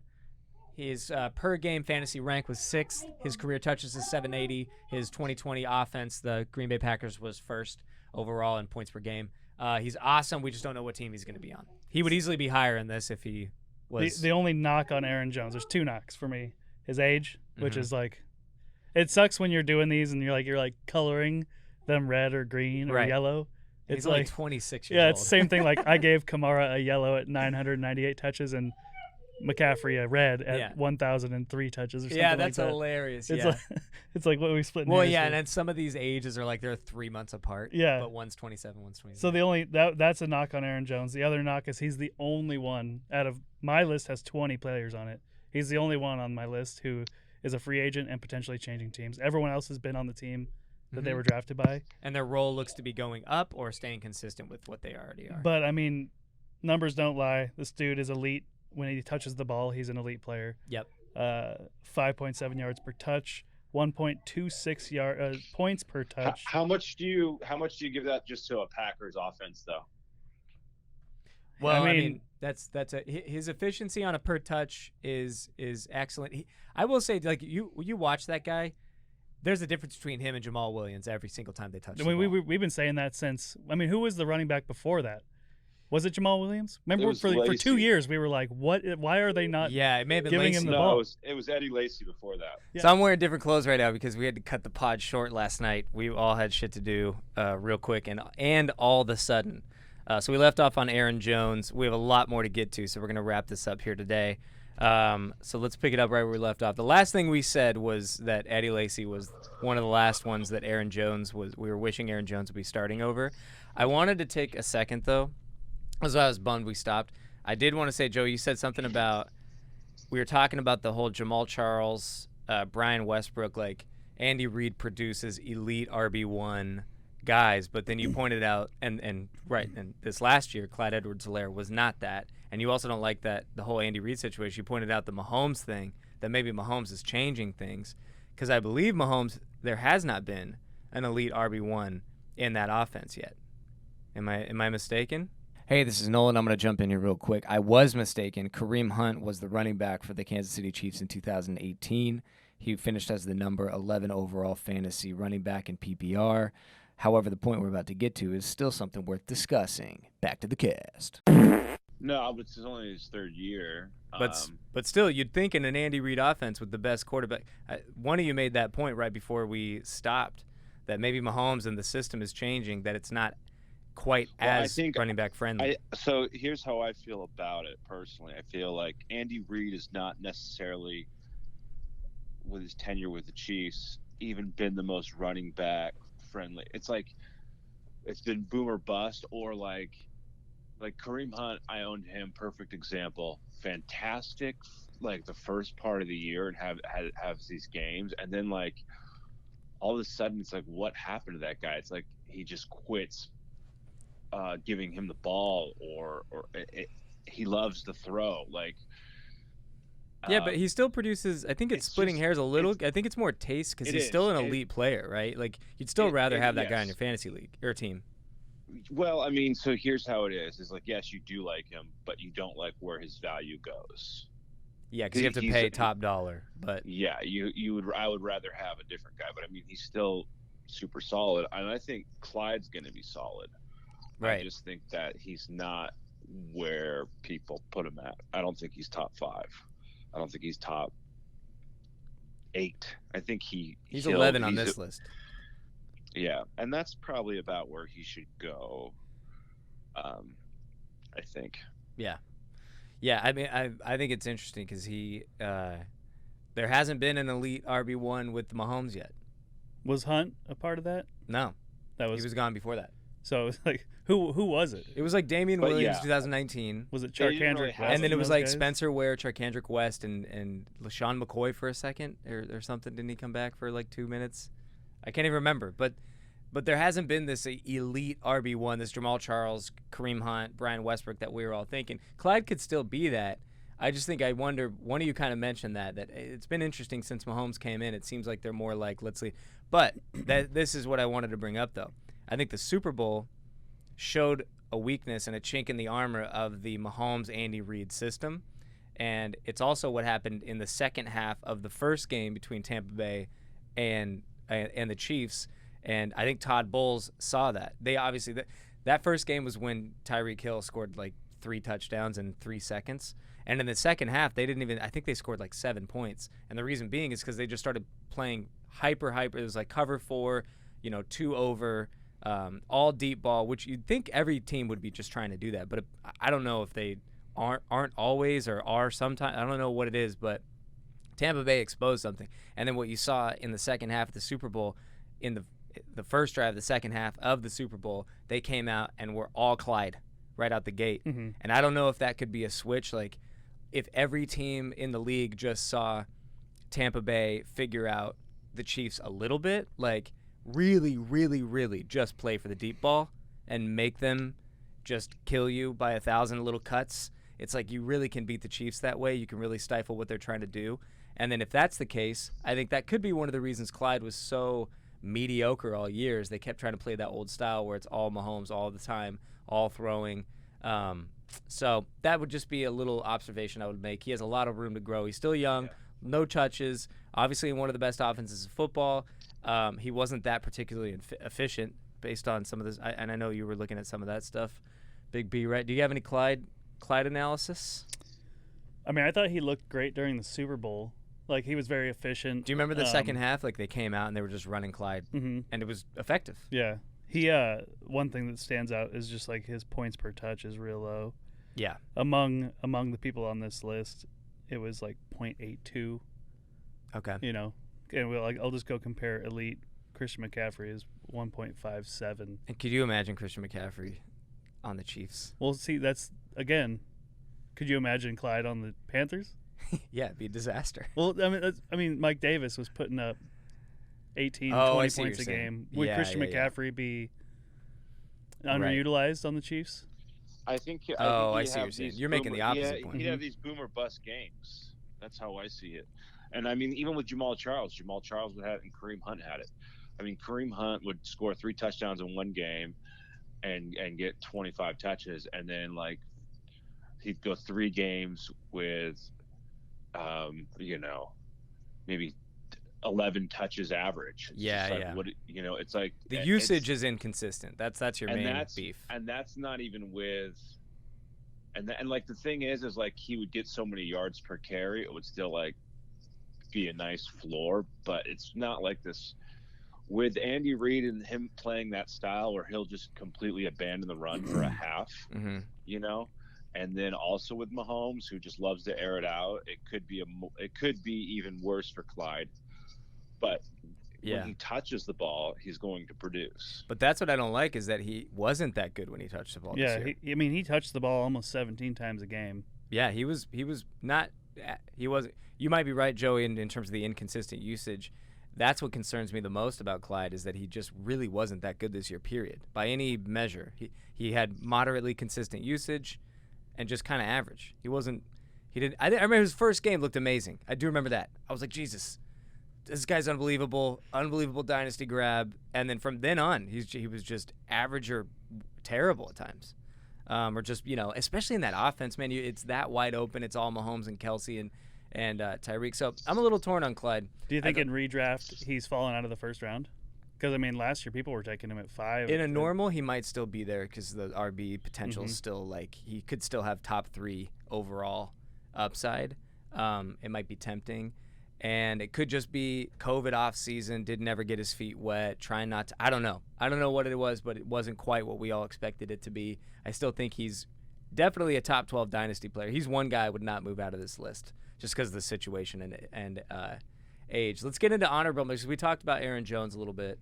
I wanted to say something. Yeah, with Aaron Jones, what team at 12 besides the Packers would you be excited for him? Like, what would keep him on this list? Well, now I think here's what I think is interesting about that is so any team that goes and gets him now is paying him. So that means that any team that's going to get him is also wanting him and theoretically paying him to be a bell cow.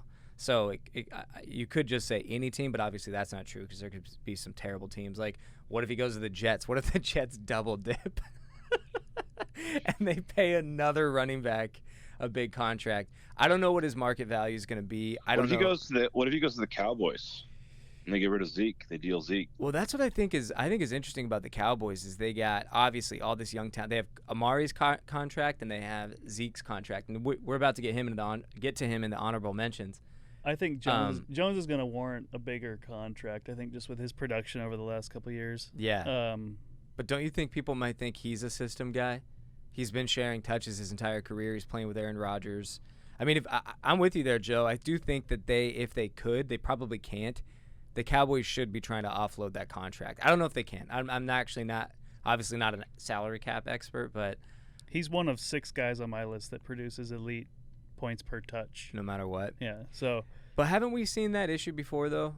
Like, and now here's the thing: Aaron Jones has been doing it for a while. It's not a one-hit wonder, so I get that that's legit too. But you kind of wonder. Well, first of all, who's going to pay a running back in this market? Like, what team is going to... Right away, I'm thinking, like, I could see the 49ers going after Jones. I was thinking 49ers, but why would they pay a running back? Of all the guys in the world that knows that he can make anybody somebody, why would he pay a running back? I mean, they ended up paying Mostert, and I think they paid McKinnon pretty well. But not... Do you think... But maybe to that point, it's like we already paid those guys. We're not going to pay more. McKinnon's contract is up. I think he's a free agent this season. Okay. They'll probably wait to sign Aaron Jones, anybody until after the draft, really. Yeah. I would predict. I don't know, dude. There's not a lot of teams I think that maybe the Dolphins. Yeah, I mean.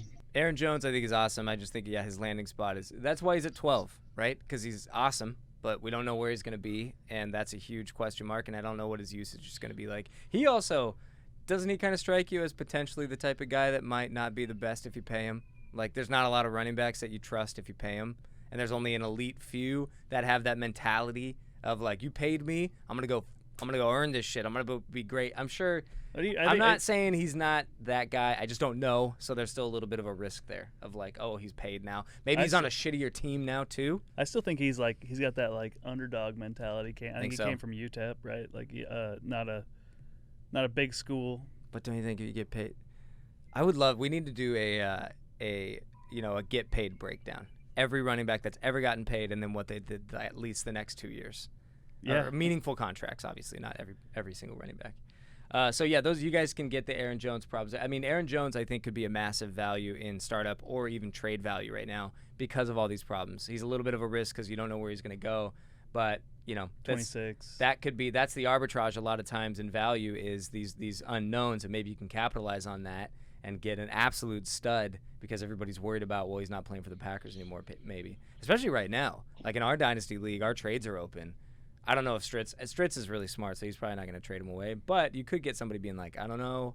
And if, you can get elite value in return for him. Or for him, you can get him at a less value. Would you take? Is he getting traded for sure? Well, he's a free agent. He's a free agent? Yeah. So he doesn't even play for the Packers? No. Oh, wow. I didn't even know that.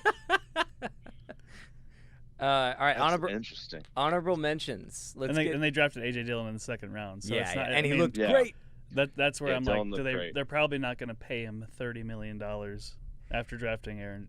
No way. A.J. Dillon. So A.J. Dillon looked great. Unless he takes some kind of weird hometown discount, thinking that they're going to go back to the NFC Championship game.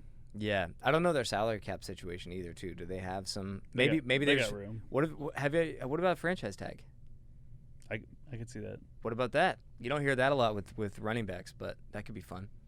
Let's get to honorable mentions because this is where it gets messy. I think, like I said, after DeAndre Swift at 8, 9 Miles Sanders, 10 Derrick Henry, Clyde at 11, although I will keep him there, and Aaron Jones.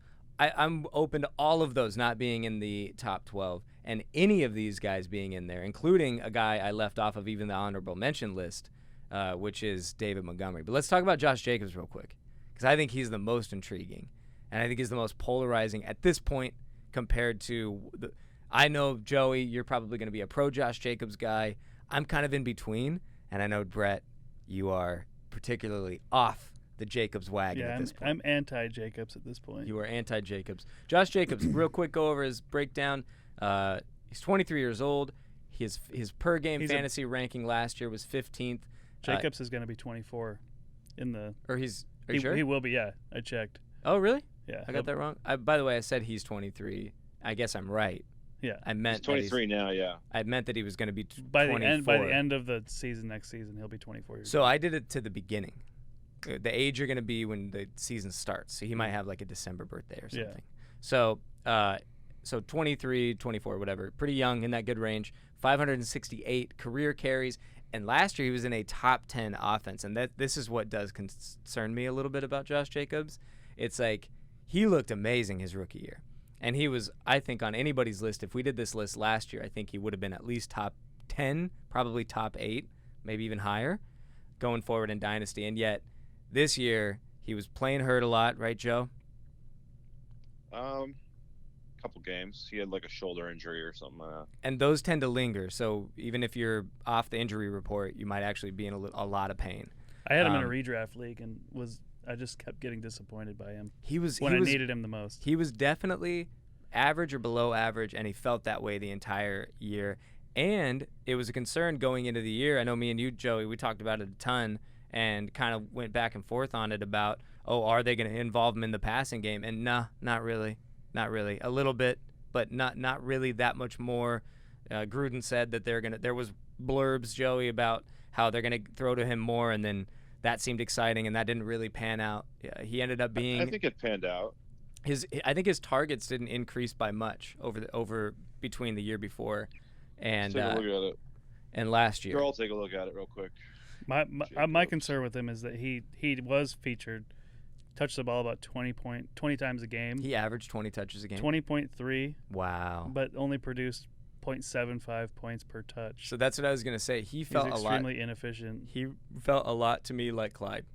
Their years were very similar to me, of just this kind of disappointment factor, inefficient usage, high usage, inefficiency, not as many touchdowns, and even worse, the hardest thing to watch was that they're both on great teams. Mm-hmm. Like, you put me in a top 10 offense and you're a moderately talented running back getting 17 to 20 touches a game, gold mine. Mm-hmm. And both those guys were hyper disappointing for almost the exact same reason. And I do feel like their usage was, even though they averaged. I think totally. Those are two different cases completely, Jacobs and Clyde.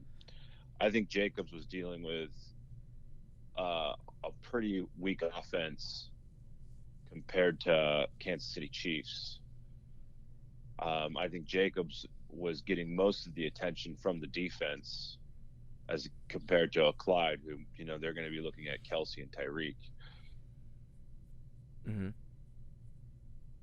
So, I mean, I don't really compare the two of them at all. What I think I think Jacobs needs a little assistance from his offense.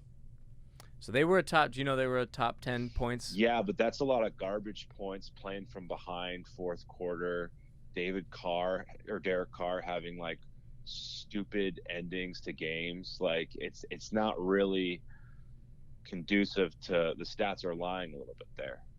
Do you think they were more like, instead of top 10 in terms of how they actually played throughout the year, maybe like top? You played that game with Derek Carr, I think, against Derek Carr, where I think you lost a game where he put up like 56 points in one of our leagues or something. Mm-hmm. And that was all like 3 touchdowns in the fourth quarter. Yeah. Like, I mean, I watched a lot of those games, but he's still scoring 3 touchdowns in the fourth quarter, and none of them are going to Josh Jacobs. Yeah. Well, that's because they're behind. And, and Josh Jacobs, I mean, I think there's still food on the table here. I think we're seeing meat on the bone for Jacobs. What do you got? I think we're seeing a floor for Jacobs here. Yeah. What do you got stats wise on him? You said 0.7 per touch. Yeah, it looks like he had a low snap percentage in 3 weeks. So it didn't look like he was only inactive for 1 game. Mm-hmm. Still had like a lot of touches. He had 31 rushing attempts in week 8, which was great, and he's 31. So check this out. 31 rush attempts in week 8. Dude put up 12 points. Oof. Against who? Who was he playing? Cleveland. Yeah. He put up over 15 5 times all season. And I have here just like his inefficiency is, I think it's the second worst on this list of 20 players at 0.75 per touch. Yeah. What about Saquon even? And he's creeping up there. The guy's getting what has he only been in the league 3 years? This is his second year. This will be his third year? His third year, I believe, yeah. Dude already almost has 600 touches almost. Yep. He's a concern too. I could go. He looked amazing his rookie year, and then this year I think was just honestly terrible. Joe, you could say that the team that on his rookie year was even worse. And that's an interesting point. That's what I was going to say, Joe. That Brett just said it. I think that I'm not calling him Saquon Barkley, but it's similar to that situation to me. But his team was worse in his rookie year. Who, Saquon's? No, Josh Jacobs. Than the Giants? No, than Josh Jacobs' second year in the league. So you blamed it on the team. You were saying that he was the focal point of I'm defenses. saying that he got a lot of the attention. Yeah, but the problem is, and you don't think he got a lot of the attention his rookie year? You think that's the difference? No, he got a lot of attention. I think he got less attention his rookie year for sure. I think now, I think he's the main focus of the offense. I think he kind of, his situation reminds me of Saquon a little bit, where it's like, I like the player a lot. I don't.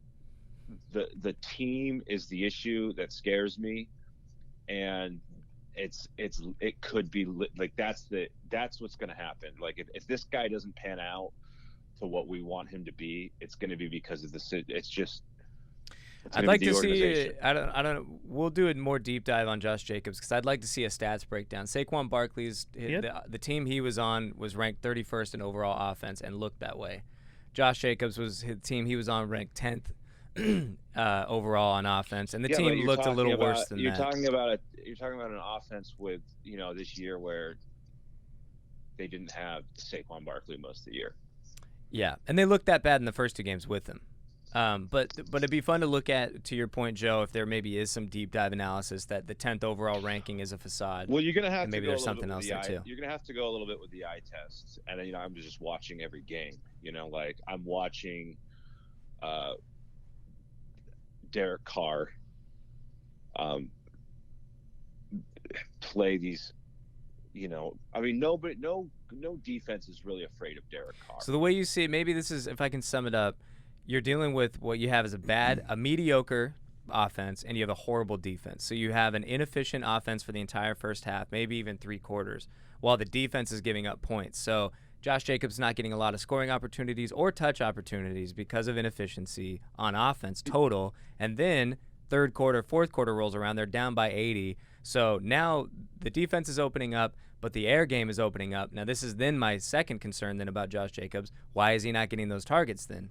Because that would be a huge reason why that guy could get a bump in value. Because good players on bad teams, when they have bad defenses, when they're airing it out. He doubled his targets. Yeah, he had targets in every single game he played in. Okay. So he had 27. It looks just inconsistent to me. He had 45. He had 27 his first year. He had 45 his second year. As far as attempts, look at this. He would like great first week, had 3 touchdowns, 25 attempts. Then week 2, he dropped down to 3.3 yards per carry at 27 attempts, no touchdowns for 3 weeks. And then all of a sudden, dude rushes for 23 times, 2 touchdowns, goes 2-3 weeks without a touchdown, 10 carries, 31 carries. It's just like you see it. It goes like, 3.2 yards per carry. 6 yards per carry. 2.9 yards per carry. And then defenses, are there some clues there? Yeah, I mean, like, look at this. Like, Tampa Bay stopped him, 1.7 yards per carry. Good defense. Great defense. Kansas City stopped him. Buffalo stopped him. New Orleans stopped him. Kansas City stopped him again. Chargers stopped him. Indianapolis stopped him. Atlanta stopped him. But then he plays against Denver, 6 yards a carry. He plays against Denver again, 5.3 yards a carry. On the career, he averaged 3.9, which isn't great. It's not terrible. It's bad. I think below 4 is red. Always he red. takes what's given to him. You know what I mean? It's like he's not going above and beyond. Yeah. It seems like his rookie year though, he did look like that though. The tape on his rookie year, he was exciting. We were comparing him to Chubb earlier. I think Josh Jacobs is, like I said, I think we saw his floor. I think that team needs to get better.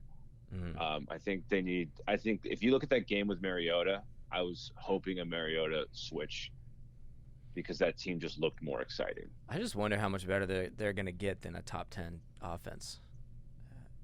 Maybe they'll just be more like a top 10 offense, like you're saying. Also, it's like I think a little more creative play calling would help. Yeah. I mean, watching those games, it's like first down. All right, they're going to give the ball to Jacobs. Right. Maybe it's like predictable. Gotcha. It was very predictable. You kind of knew what Gruden was doing, and you just you're dealing with stacked boxes, and you're dealing with young receivers. I mean, maybe old Ruggs can come. When Nelson Aguilar is your best receiver, you don't have. Well, Darren Waller, I guess, is. Yeah, but he's not a field stretcher, right? So that stays in the box then. Yeah. So, I mean, there's definitely room to improve. There's 2 things I worry about Jacobs. One is just being a Raider, like in Las Vegas. I worry about life, that team. the young life. I do think that, and I think it's just maybe a culture issue. It's like you have a bunch of 22-year-old balling NFL players in Vegas. Like on Saturday night, you think they're going to get a good night's sleep? I don't know. Well, it was the pandemic, right? So we didn't really get to test it yet. That's true. Yeah. But I worry about that for the future. I mean, he's already got pulled over for a DUI. Did he really? I forgot. Yeah. He got a DUI? He got pulled over for one, but I think he escaped it. Who do you take? Who do you take moving forward, Josh Jacobs or Miles Sanders? That's a good one. I like this quarterback shift. It depends on if how much of a split carry they're given in Philadelphia. It's a new system. It's an entirely new system in Philly. One thing about Miles Sanders last year is he was consistent. When he played, he was the bell cow. They treated him like that guy. Sanders 18 carries. Sanders is probably my favorite running back of that draft class. Always has been. He is exciting, and he is efficient, and he's talented, and he catches balls. I'm just concerned about that new system there and what that is a great question.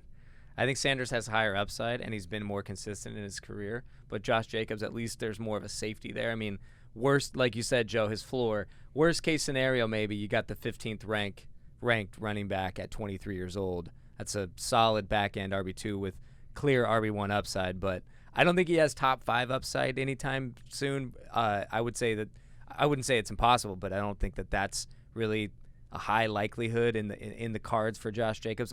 And it looked like it was just last year. So a lot changed.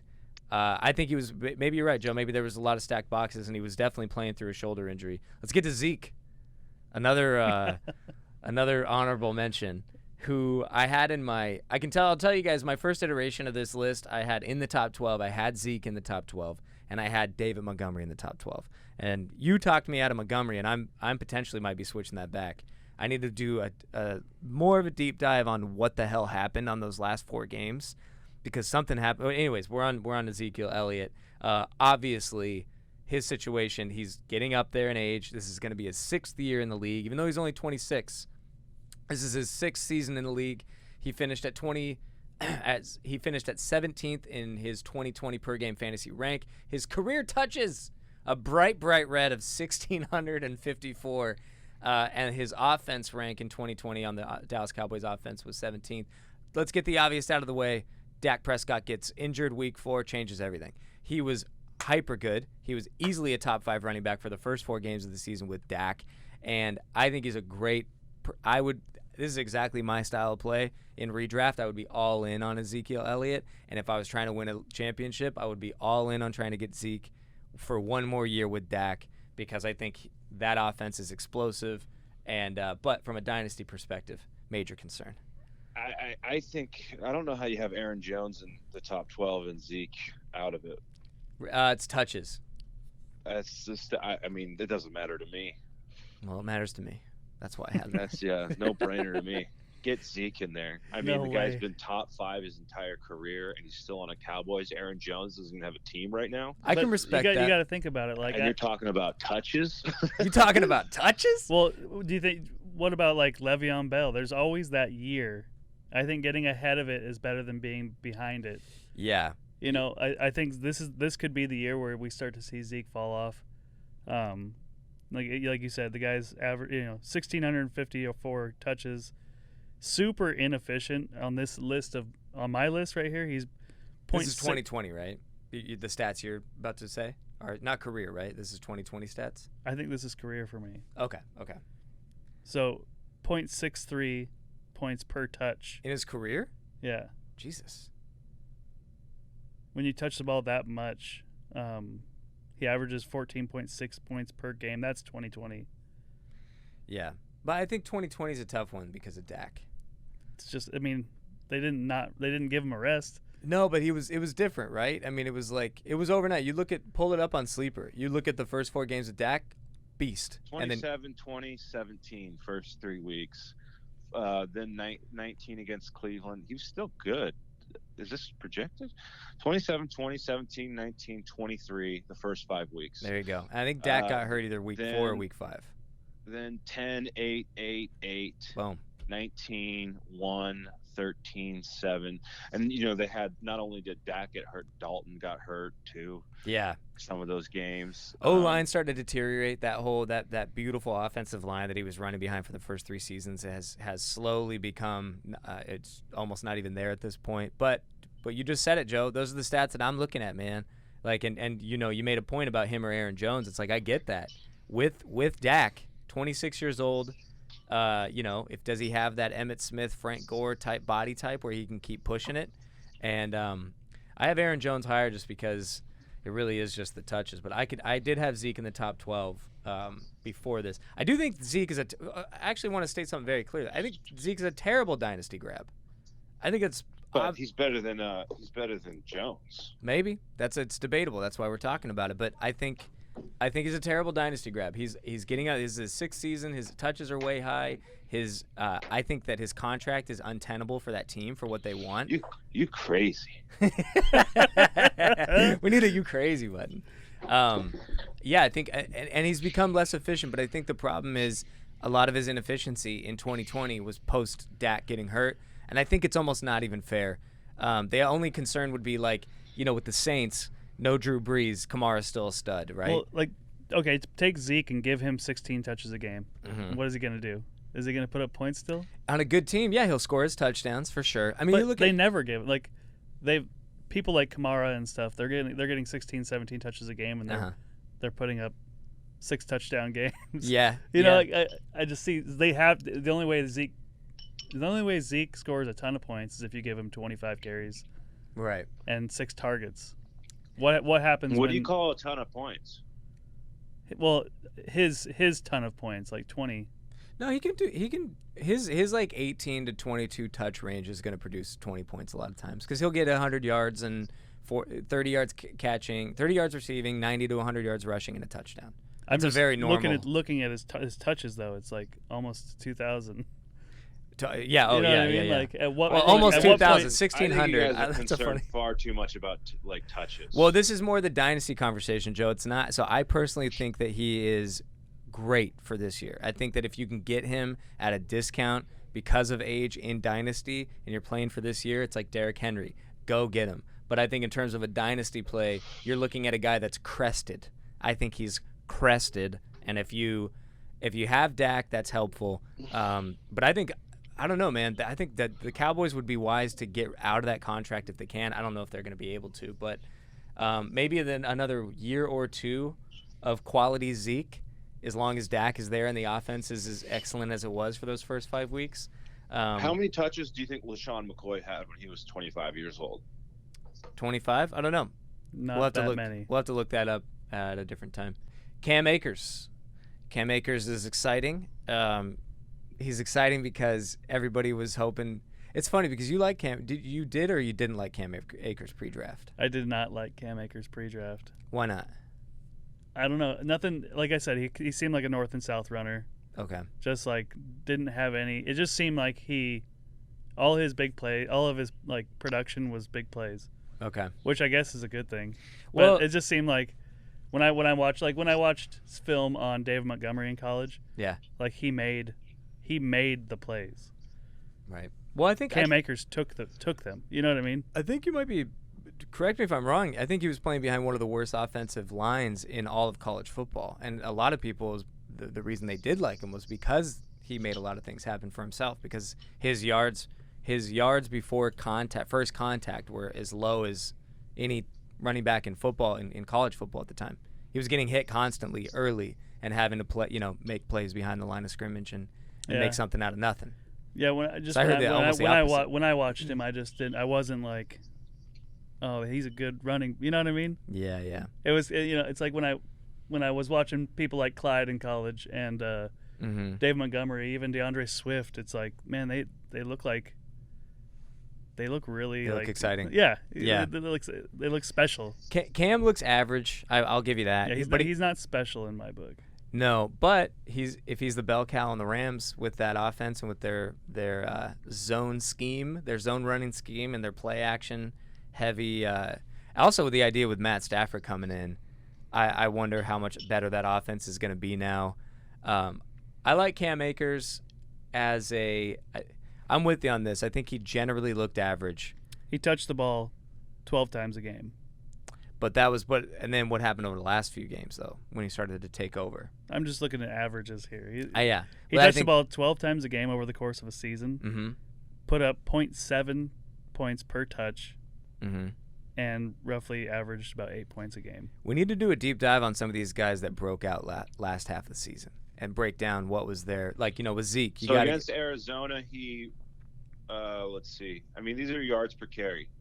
2.8, 4.3. What week are we talking 8. about here, buddy? I'm going through the whole everything. Week 1, 2.8. Week 2, 4.3. Didn't play week 3, 4. Week 5, 6.8. 8, 3.9. 10, 3.8, 11, 3. Against San Francisco, 12. He had Week 12, he had 9.3, 3.4, 5.9, 4.2, 1.6. Okay, all over the map. His carries started to go up, around week 13, 12, I remember?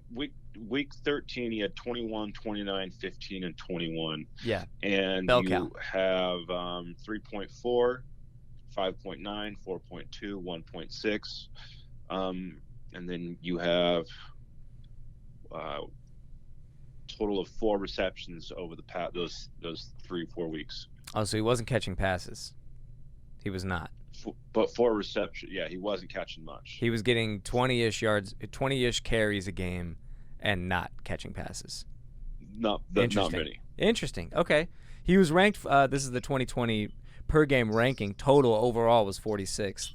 Obviously came on strong at the end, but still only ended up at 46. He's 22 years old. He's going to be 22 at the start of the 2021 season. His career touches, he only had 150 touches last year, and the Rams' offense sucked last year. So he barely outscored Saquon Barkley. That's actually really funny. He was only 10 slots higher on an average. Yeah, I think there's definite upside. He's young. This is Dynasty, but he there's enough red flags here.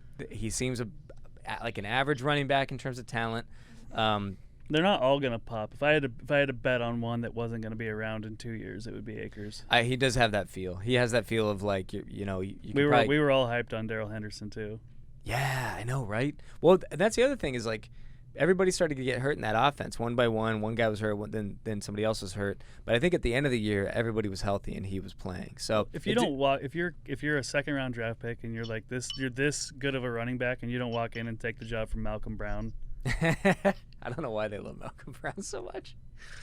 Yeah, I think he's look. It's just average. It really is. It's like I've done this before in fantasy and made a horrible. It did not go well where I tried to bet purely on volume. But to me, this looks like a volume play from a dynasty perspective, which I find boring. So let him be an RB2 at best in your dynasty rankings. Don't reach. I would say, how about that? Don't reach for him. I don't see a lot of upside. Would you take Akers or Gibson moving forward? So I have it ranked, as you can see, in that order, and that was on purpose. But I'm totally incorrect. I'm changing it immediately. That's another guy I had in my top 12 in my first iteration. Antonio Gibson, age 23 at the beginning of the 2021 season, finished at 18th in 2020 fantasy points per game. Career touches 206. That's all he had last year. And his 2020 offensive rank for the team, the Redskins the Washington football team was 25th. I love Gibson. I like Ron Rivera because Ron Rivera sees Gibson as a potential Christian McCaffrey, and he treated him that way to a certain degree most of the year. He was getting targets all year. He was getting carries all year. That I find exciting. So I would definitely, if you guys are looking at the list, it's not on the screen now, but it has been the entire rest of the pod. I would jump Antonio Gibson potentially up into the Josh Jacobs or higher range. Yeah, Gibson's right there. I think he could. I'm still nervous about him, just because he didn't end well last year. Yeah, he got injured for a minute, but he's like, what is he, like 6'2", 230? Mm-hmm. He was. I will say I had him in a couple leagues. He was awesome. Yeah. All year on a terrible team. And when you're awesome on a terrible team, Joey, you're using the kind of the perspective on Josh Jacobs. Hey, not as good as they. Well, you know what? Antonio Gibson on an awful team, and he was good all year. He may have had maybe 1 or 2 duds in terms of usage, but he was excellent all year. He was relatively consistent as a back end RB1.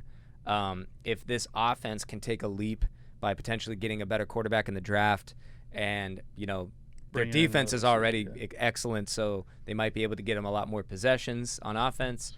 I like Antonio Gibson a lot. I think that I like him in PPR, not as much in. And it should non-PPR. Maybe I'll throw this in the beginning. This is definitely PPR. All this is PPR. I'm just letting people know. Changes everything. Yeah. Yeah, absolutely. I mean, a lot of these guys get out of where they are if you're talking about PPR. Nick Chubb is not where he's. If you're not, well, actually, Nick Chubb's excellent despite. Yeah, what do you got on Antonio Gibson deep dive stats wise? Gibson averaged about 14 touches a game. Kind of efficient. I mean, almost 1 point a touch. 200. I mean, I think he's great. I think he's the kind of guy that's perfect for an honorable mention category. I wouldn't give him. I wouldn't put him in the top 12 though. Is it because he was on a bad team and his draft pedigree is third round that we're not more excited about him? Because if you just look at his pure performance, there's no reason he shouldn't be higher than potentially Clyde right now.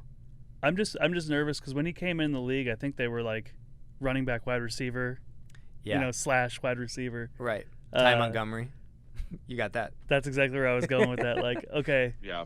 They're going to use him at running back, but like at what point do they start like splitting him out wide or start using him in these weird, You know what I found weird? Go ahead. And do they love him long term? Yeah. I think the new regime drafted him. I think he was a third rounder. Yeah. I know, but do they love him long term for a running back? Sorry. I think they like him. I think he's going to be best case scenario, he's kind of this Austin Eckler type player. Oh, right. I could see that. Yeah. And teams where do he's seem not to be. your like he can run between the tackles though. Dude's huge. And Eckler can too though. Mm-hmm. But Eckler was kind of this sneaky guy that made it work.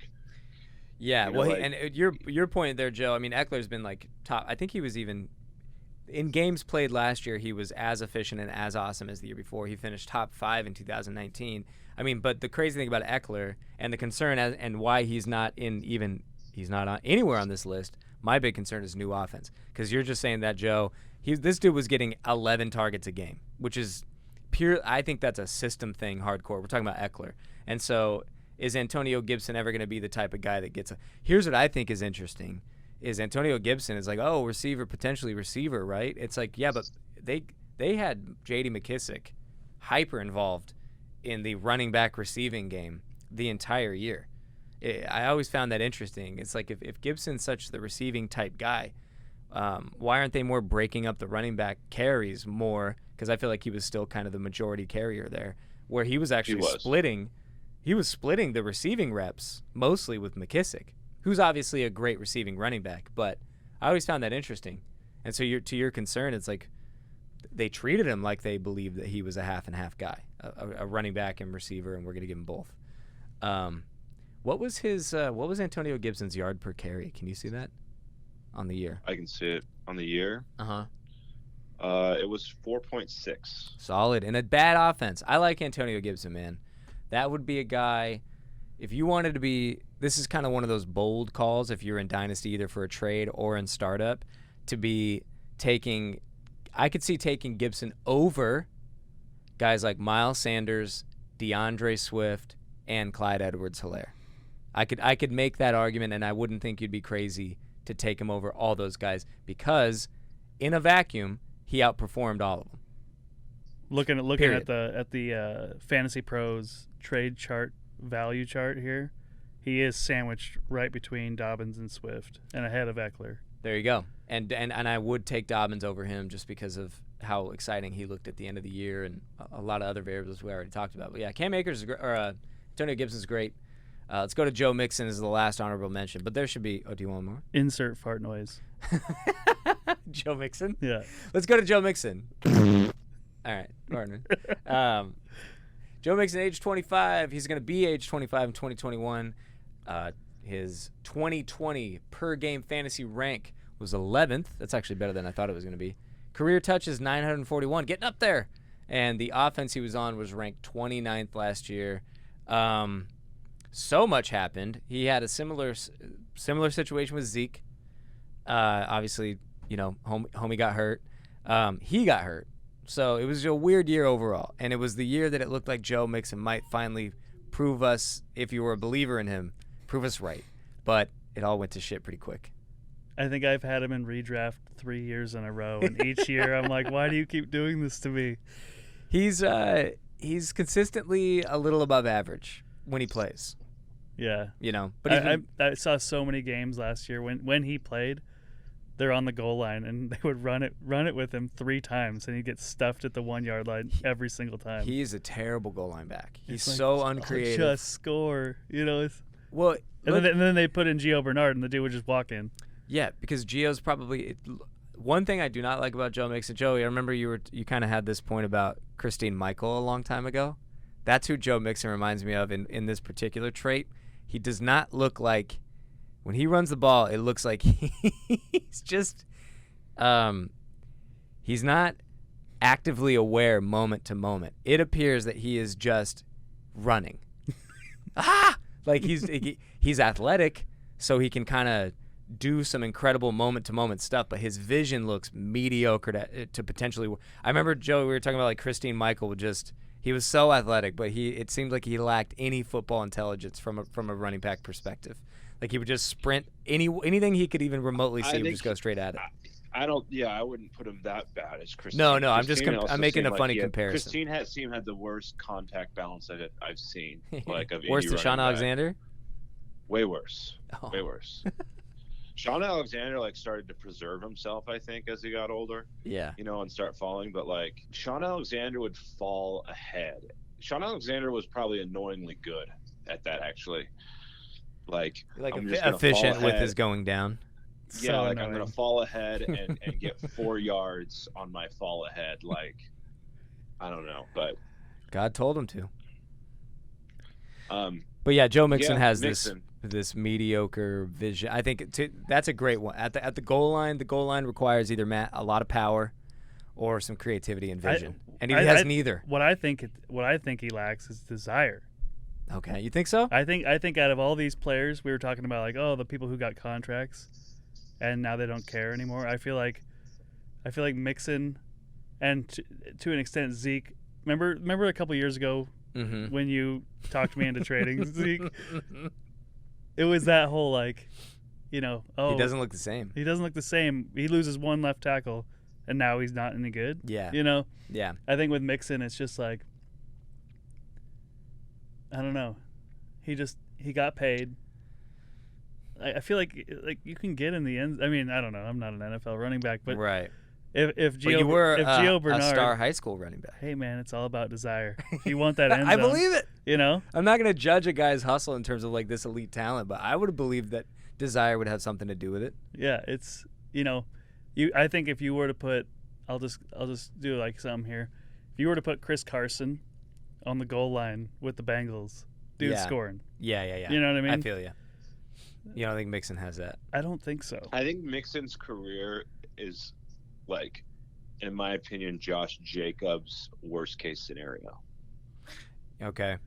For the next 3 or 4 years, kind of just this mid 200 player, not really cracking 300. So you talking about touches? No, I'm talking about overall fantasy points. Oh, okay. So an RB2. Yeah, just kind of that, consistently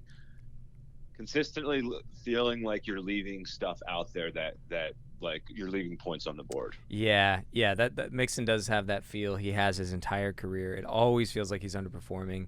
And Giovanni Bernard, about the 250 mark. You know what I mean? Yeah, he might even be worse. I mean, 250 is pretty nice. I remember Nick Chubb in 2019 was at, I think he ended up at 252. And Nick Chubb's year that year in 2019 felt good. You're like, that was a good year. Maybe it's a 250 that feels worse. I think Mixon, if he can be in the 250 range in points in PPR, I'd take that at this point. He's never Mixon got there before. He's been at 200 a couple times, right? He had his best year was 18, and that was 245. Okay. Finished as the number 10 overall PPR back. Yeah. 1,100 yards, 8 touchdowns. I think that almost 5 yards. Well, carry, he probably. Well, what do you have got this year on average? He may have got. I mean, okay, this year he got injured, so it's difficult. He was averaging 3.6 yards a carry. Yeah, he was terrible. Overall, he was not good in that offense. This year? Yeah, he had one really good game, but he was pretty inefficient when he played. He did have one. I will say, anybody that was a Mixon believer, I don't know. They wet their beak. He had 42 12, points, 8, but 42, 15, and 14 aren't bad. No, I know. I think it was that. But if you take that 42 out, you got Mixon. You got the real Mixon. I feel like it was either the Baltimore 15, or the Philly game where, he had a 15 or he had an 8 for the Philly game. It's like, why? Well, that's where it's like, dude, just score that 1 yard touchdown. Right. And now you're at 20 something. And now you're an RB1. Yeah. Now you're a top 12 guy. I'm sitting there pulling my hair out. I'm like, what is he doing? Like, I think there's a concern with Mixon that he's just not that good. That simple. He's good. He's okay. He might be in the Cam Akers range. I think the dude is extremely talented. I think he lacks that fire, that focus. Yeah. I think that he'll be content with being what he is, and cashing those checks. I don't think he has that desire to be a Hall of Famer. I think it's best to treat him as an RB2 going forward, like maybe. Or in the 12 to 20 range. He lacks character, let's just say. Yeah, I think that's fair to say. Yeah. Unless he's been making changes. A guy can work on himself, and hopefully he does. But, yeah, I mean, he's shown it's in the hard past. to recover from stuff. Even we've seen it. Kareem Hunt recovered. Yeah. Kinda. Yeah. Well, Kareem Hunt, his thing is, I mean, obviously they're both horrible, but humans. Right? Is that what you're saying? They're both horrible. They're both horrible human beings. I think Kareem's an interesting one because he does seem like he has that fire. Yeah. Whereas Mixon just looked like he smacked a lady, and that's pretty much just part of him. I mean, that could have potentially. It's crazy how nobody talks about that anymore. It is weird. Kareem lost his job because of it was such a big got deal. Suspended for like 3 games. But also Kareem's like it wasn't that bad. No, but Kareem's? Yeah. They were both pretty bad. They were both Kareem's was not bad at all. The visual. The kick. The visual. Well, I think assaulting a woman is bad. Dude, he nudged her. Yeah. No, but okay, to your point. If he wanted to he was like that was like no. Kareem it was all bad publicity. To your point though, Joe, Mixon, what's comical is how little trouble Mixon got in for what he did compared to how much trouble. I don't even know what he did. You don't even. It's way worse. That's the problem. Is that I don't even know. There's probably not video of it. Is there? There's a video, dude. It's incredible, Brett. This really is incredible in this day and age. That Joey doesn't even know what Mixon did. That video is intense, bro. It's crazy. That's what I was saying. I'm like, this woman probably has to deal with this every day of her life, and he's sitting around. I think there's that video where I think he was out. They beat the Steelers or something like that. Yeah. And there's a video of like Mixon rolling around in his like Lamborghini with money. I'm just like, dude, this woman's probably She's got to be like, how did he get away with this? Yeah. Of all the times in human history, I mean, how did he get away with this? He may have gotten in trouble, but the fact that it's just like, Ray Rice never played another down in the NFL. Was it because he was not? Well, Ray Rice was the sacrificial lamb. I mean, sometimes when you're the first, it's you're the one that. But his was bad. His was horrible too. His was. Dude, Ray Rice. Ray's was bad. Mixon was right on line with that. Joey, you got to watch the Mixon video. It's gnarly. It's not as bad as Ray Rice, but it's up there. Okay. He did it at like a Wendy's too. And Kareem Hunt's wasn't bad at all. Like the kick, wasn't it also the N-word involved in that one? Wasn't that the Kareem Hunt? She called him the N-word or something like that, and was like all up in him, and like literally, I don't even call it a kick. He like thrusted. Yeah, he foot thrusted. He pushed her with his foot. Yeah. You know what I mean? Like I'm gonna put my foot on you and I'm pushing you over. Yeah. Where it wasn't a kick. Like if he wanted to kick her, he could have kicked her. But anyway, if you want to kick a lady, you could just kick her. That's Joe Mixon. Like if he wanted to go Ray Rice on her, he could have kicked her and knocked her out. Like 100%. Joe, but yeah, so it is crazy that Mixon got away with it. I think that's a good point. Maybe his character never. I don't know. Has it? It's incredible. He obviously hits a lady. Maybe it just happened during when did it happen? Well, so this is he was in college. I was gonna say I think that's the difference. He was still in college. They were saying he would have been a first rounder, but that put him into the second round, and he only made this much. Yeah, I don't know. And then he ended up getting paid anyways. That makes sense. Yeah, because Kareem's happened in his career. Mm-hmm. And I think that's the difference because it's almost like the kid thing. Hey, you're a kid, which is so stupid. He was 20. He was 21, right? I think Kareem was probably 23 when he did it. It's like the same. You're the same person. You're two years apart. But yeah, okay. So the people that are not on the honorable. Okay, so I don't like Mixon going forward from a dynasty perspective. I think he's unless you're gonna get him at a RB2 level and that's what you expect out of him. I do believe that offense is going to be getting better and better and better, and with Joe Burrow, and so. He could be a volume guy. He could be a solid play for the next couple of years. But talk about guys that Cam Akers, Joe Mixon, these just feel like guys that are going to be falling off within the next 2-3 years and who are not going to be being picked in the top 3 rounds of redraft after maybe 2022-ish. I traded for Joe Mixon, by the way. I know you did. You liked him. You always believed in him. I've always hated Joe Mixon. I just got him. He was an extra piece in a trade I did. And you have him right now, right? Yeah, I'm right? doing everything I can to get him off my roster. Yeah, Hopefully nobody listens to this before. No, they won't. Well, I won't promote it to him, to the league. There's guys that are conveniently left off this list. Austin Eckler's, I think, the most conspicuous. I think he's going to be 26. I think we're missing a huge one on this list. Dave Montgomery? James Robinson. Oh, yeah, you're right. James Robinson is a huge omission. James Robinson made my top 12. Yeah, okay. Let's talk about James Robinson then. Let's get in there. Dude was a hungry man.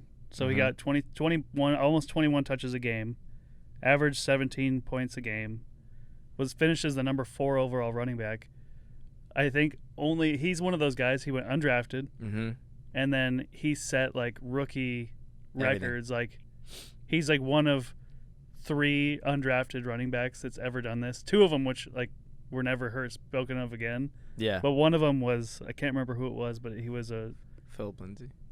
Philip Lindsay was on the list, but it was like a future Hall of Famer. Edgerrin James or something. No, Edgerrin James is like a first-round pick. Or Priest Holmes or something. It's like one of those guys, wasn't it? What about Thomas Rawls? Was it dude for the Texans? Oh, Arian Foster. I think it was Arian Foster. Yes, Arian Foster was one of the great comps in history. That's right. Not Edgerrin James and Priest Holmes. Yeah. Yeah, no, Arian Foster was an undrafted player, probably the greatest undrafted fantasy player of all time. If you have to like bet based on probability, we're gonna have to bet that James Robinson will be non-existent. But man, when he plays, he looked good. You know what I mean? Like, watching him and watching his tape in college, he was like, I think he broke records for his school. I think it was like, what did he play at Illinois State or something like that. But he just looked sharp. Like when you watch him run the ball versus Cam Akers, you're like, this kid's special. Yeah. You know. I watched him a lot, and he was so exciting. It is fascinating to like watch somebody that excellent, that exciting. His value is low. Looking at the trade chart too, like, yeah. You know, you get if you're like playing with some homers like we do, like maybe you could get James Robinson for Chris Carson. Yeah. You know, they're right next to each other. Watching a guy like that be that good, like Joe, you talk about the eye test, and then for him to have been undrafted, it does make you be like, God, this whole thing. Obviously, some guys have obvious high pedigree and are talented, but how a guy like that goes undrafted when from week 1 you just watch highlights, it's just like, this guy's. He's amazing. He's definitely that type of running back that's getting everything that's there and a little bit more every single time. He's always making not the perfect decision, and I don't want to compare him to Chubb because Chubb I really think is in his own class, but he has something really uniquely special at finding the right lane, finding the right hole, making the right move, and then getting to the second level. And his receiving skills are outstanding. And then he's incredible at receiving the football. And he's not particularly, if you watch him, you know, obviously he's not the jukiest, fastest, anything out there in terms of spectacular balance. But he can put everything together, and he's hyper balanced. And he also has got that hurdle. You know, he's got that vision. I think my favorite part about him, he's got that heart and he's got that vision, and he has enough talent to do something with the vision. That's the thing that frustrates me in the long run with a lot of young running backs, man, is that vision. Mixon, I think, is in that category that concerns me. I don't know if that's there, and I think that doesn't work out for you in the long run in the same way as like quarterback with accuracy. It's like if you have accuracy issues, you're probably never going to be good. His contract stuck out to me, too. He's the only one that's a restricted free agent on this list. Most of these guys are signed to 4-year deals. It's like a standard rookie contract. His is a 3-year because so it's 3 years, $2 million. Restricted free agent. He'll be free agent in 2023. Like, undrafted, got a chip, got that heart. Now you're playing for money. You know, you're coming out of Illinois State, probably not expecting to be in a situation where you're getting 20-plus touches at the next level. Yeah. On a shitty team. Joe, you're talking about the Josh Jacobs excuse of bad team. Obviously, no team, only one team worse. There's a difference. There's a big difference between Josh Jacobs getting swarmed on a shitty team and James Robinson, who, they're not really covering that much. You know what I mean? Like, dealing with stacked boxes and not is a big difference. Yeah, you should look up the stack box rate, because I think around mid-season they were paying a lot of attention to him. James Robinson. Yeah, but I'm watching highlights of James right now. And Um, big game James.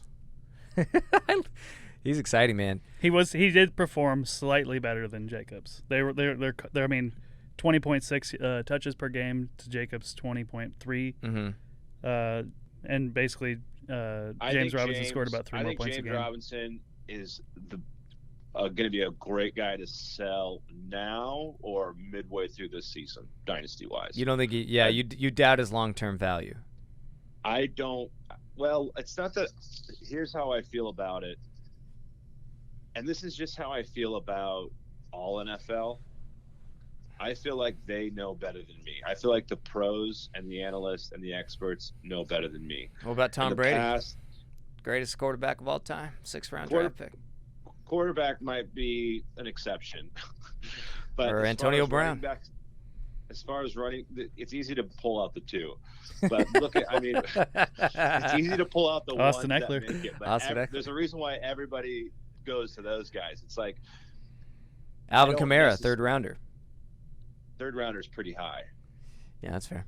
What was James Robinson? Undrafted. So there's a big difference between a 3rd rounder and an undrafted. Big difference. Arian Foster. Running. That was the other example. He was undrafted. Yeah. So it's like, and Brett said this earlier, is he going to be that guy? Is he that the exceptional? Arian Foster? Yeah. Or is he going to be the Thomas Rawls? Yeah, I feel you on that. Know? I feel you. I think that's a good comp. Yeah, he could be. I'm with you. I mean, obviously, he's not even on my top. Actually, can I tell you? I'll be completely honest. I fucked up, and I was just looking at everybody getting this shit ready. By the time I finalized this, I realized I didn't even think a lot about James Robinson. Although I wouldn't have put him in my top 12. So the honorable mention is more for me, guys. I actually put those there to be talked about, not necessarily where I think they should be ranked. It's like they're not on my top 12. Let's talk about why. James Robinson wouldn't be in my top 12 no matter what. But love him. But he's excited. I mean, you talk about what are the knocks on James Robinson, his pedigree. So then, to your point, Joey, that's exactly it. But pedigree's huge. It is. It's definitely something. Pedigree's huge in Dynasty because a pedigree will. If Gurley didn't have that pedigree that he has, you would not have been able to sell him when you sold him. But look what James Robinson. If Gurley did not have the pedigree that he had of a 1st rounder, he probably wouldn't even be in the NFL right now. They wouldn't. A team wouldn't buy. So it's like James Robinson. Like if you look at the facts of the way the NFL is what if Jacksonville gets? I mean, there's a lot of great draft. There's a lot of running backs this year. Yeah.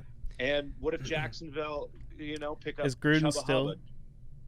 Chubb Hubba? Would you say Chubb Hubba? Yeah, like even a guy like him, you're like, oh, now there's going to be a competition. You know what I mean? Like, yeah. It's not a clear-cut thing to me. James Robinson's role, going forward. Well, especially he's earned it. He's earned it, and everything he's done has been far above and beyond what anybody's asked him. And it's not a knock on him as a player. It's just what he is. Yeah, and we saw that to that point. We saw that happen exactly with Philip Lindsay. He had an excellent rookie year. I bet he would have been on this list. Yeah, what sure, did they not do though? To Joey, like you said, they did not hand him the keys. Hey kid, you just averaged 5 yards a carry and had set the rookie record for an undrafted free agent. Fuck you. We're gonna go get Melvin Gordon and Royce Freeman. And it's just like it was Royce Freeman, man. I drafted Royce Freeman in the 3rd round. Yeah, dude. So. I feel that, Joe. I think that's definitely a good point. But they also didn't. Let's say they didn't cut Melvin Gordon because they cut Leonard Fournette, a former 4th overall pick, for James Robinson. Who's the coach? So did Urban Meyer keep Gruden? So we need to talk about that. Yeah, can you look that up? The offensive coordinator right now. That was the other piece of the puzzle. I was gonna say, it'd be one thing if it was just like everything's the same. They might get better because they're getting a quarterback. But no, everything's different. Completely new coach. It's going to be a completely new system. They're going to now.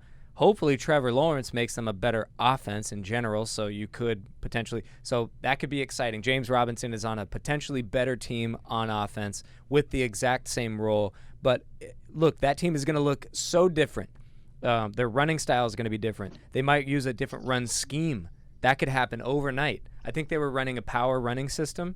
For James Robinson, and what if they switch it to zone running and James Robinson doesn't operate well behind that? You know, hey boys, we got to wrap this up soon. Okay, cool. The offensive coordinator for the Jags this year is Darrell Bevell.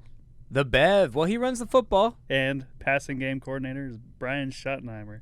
Two guys we're really familiar with. Weird. That's weird.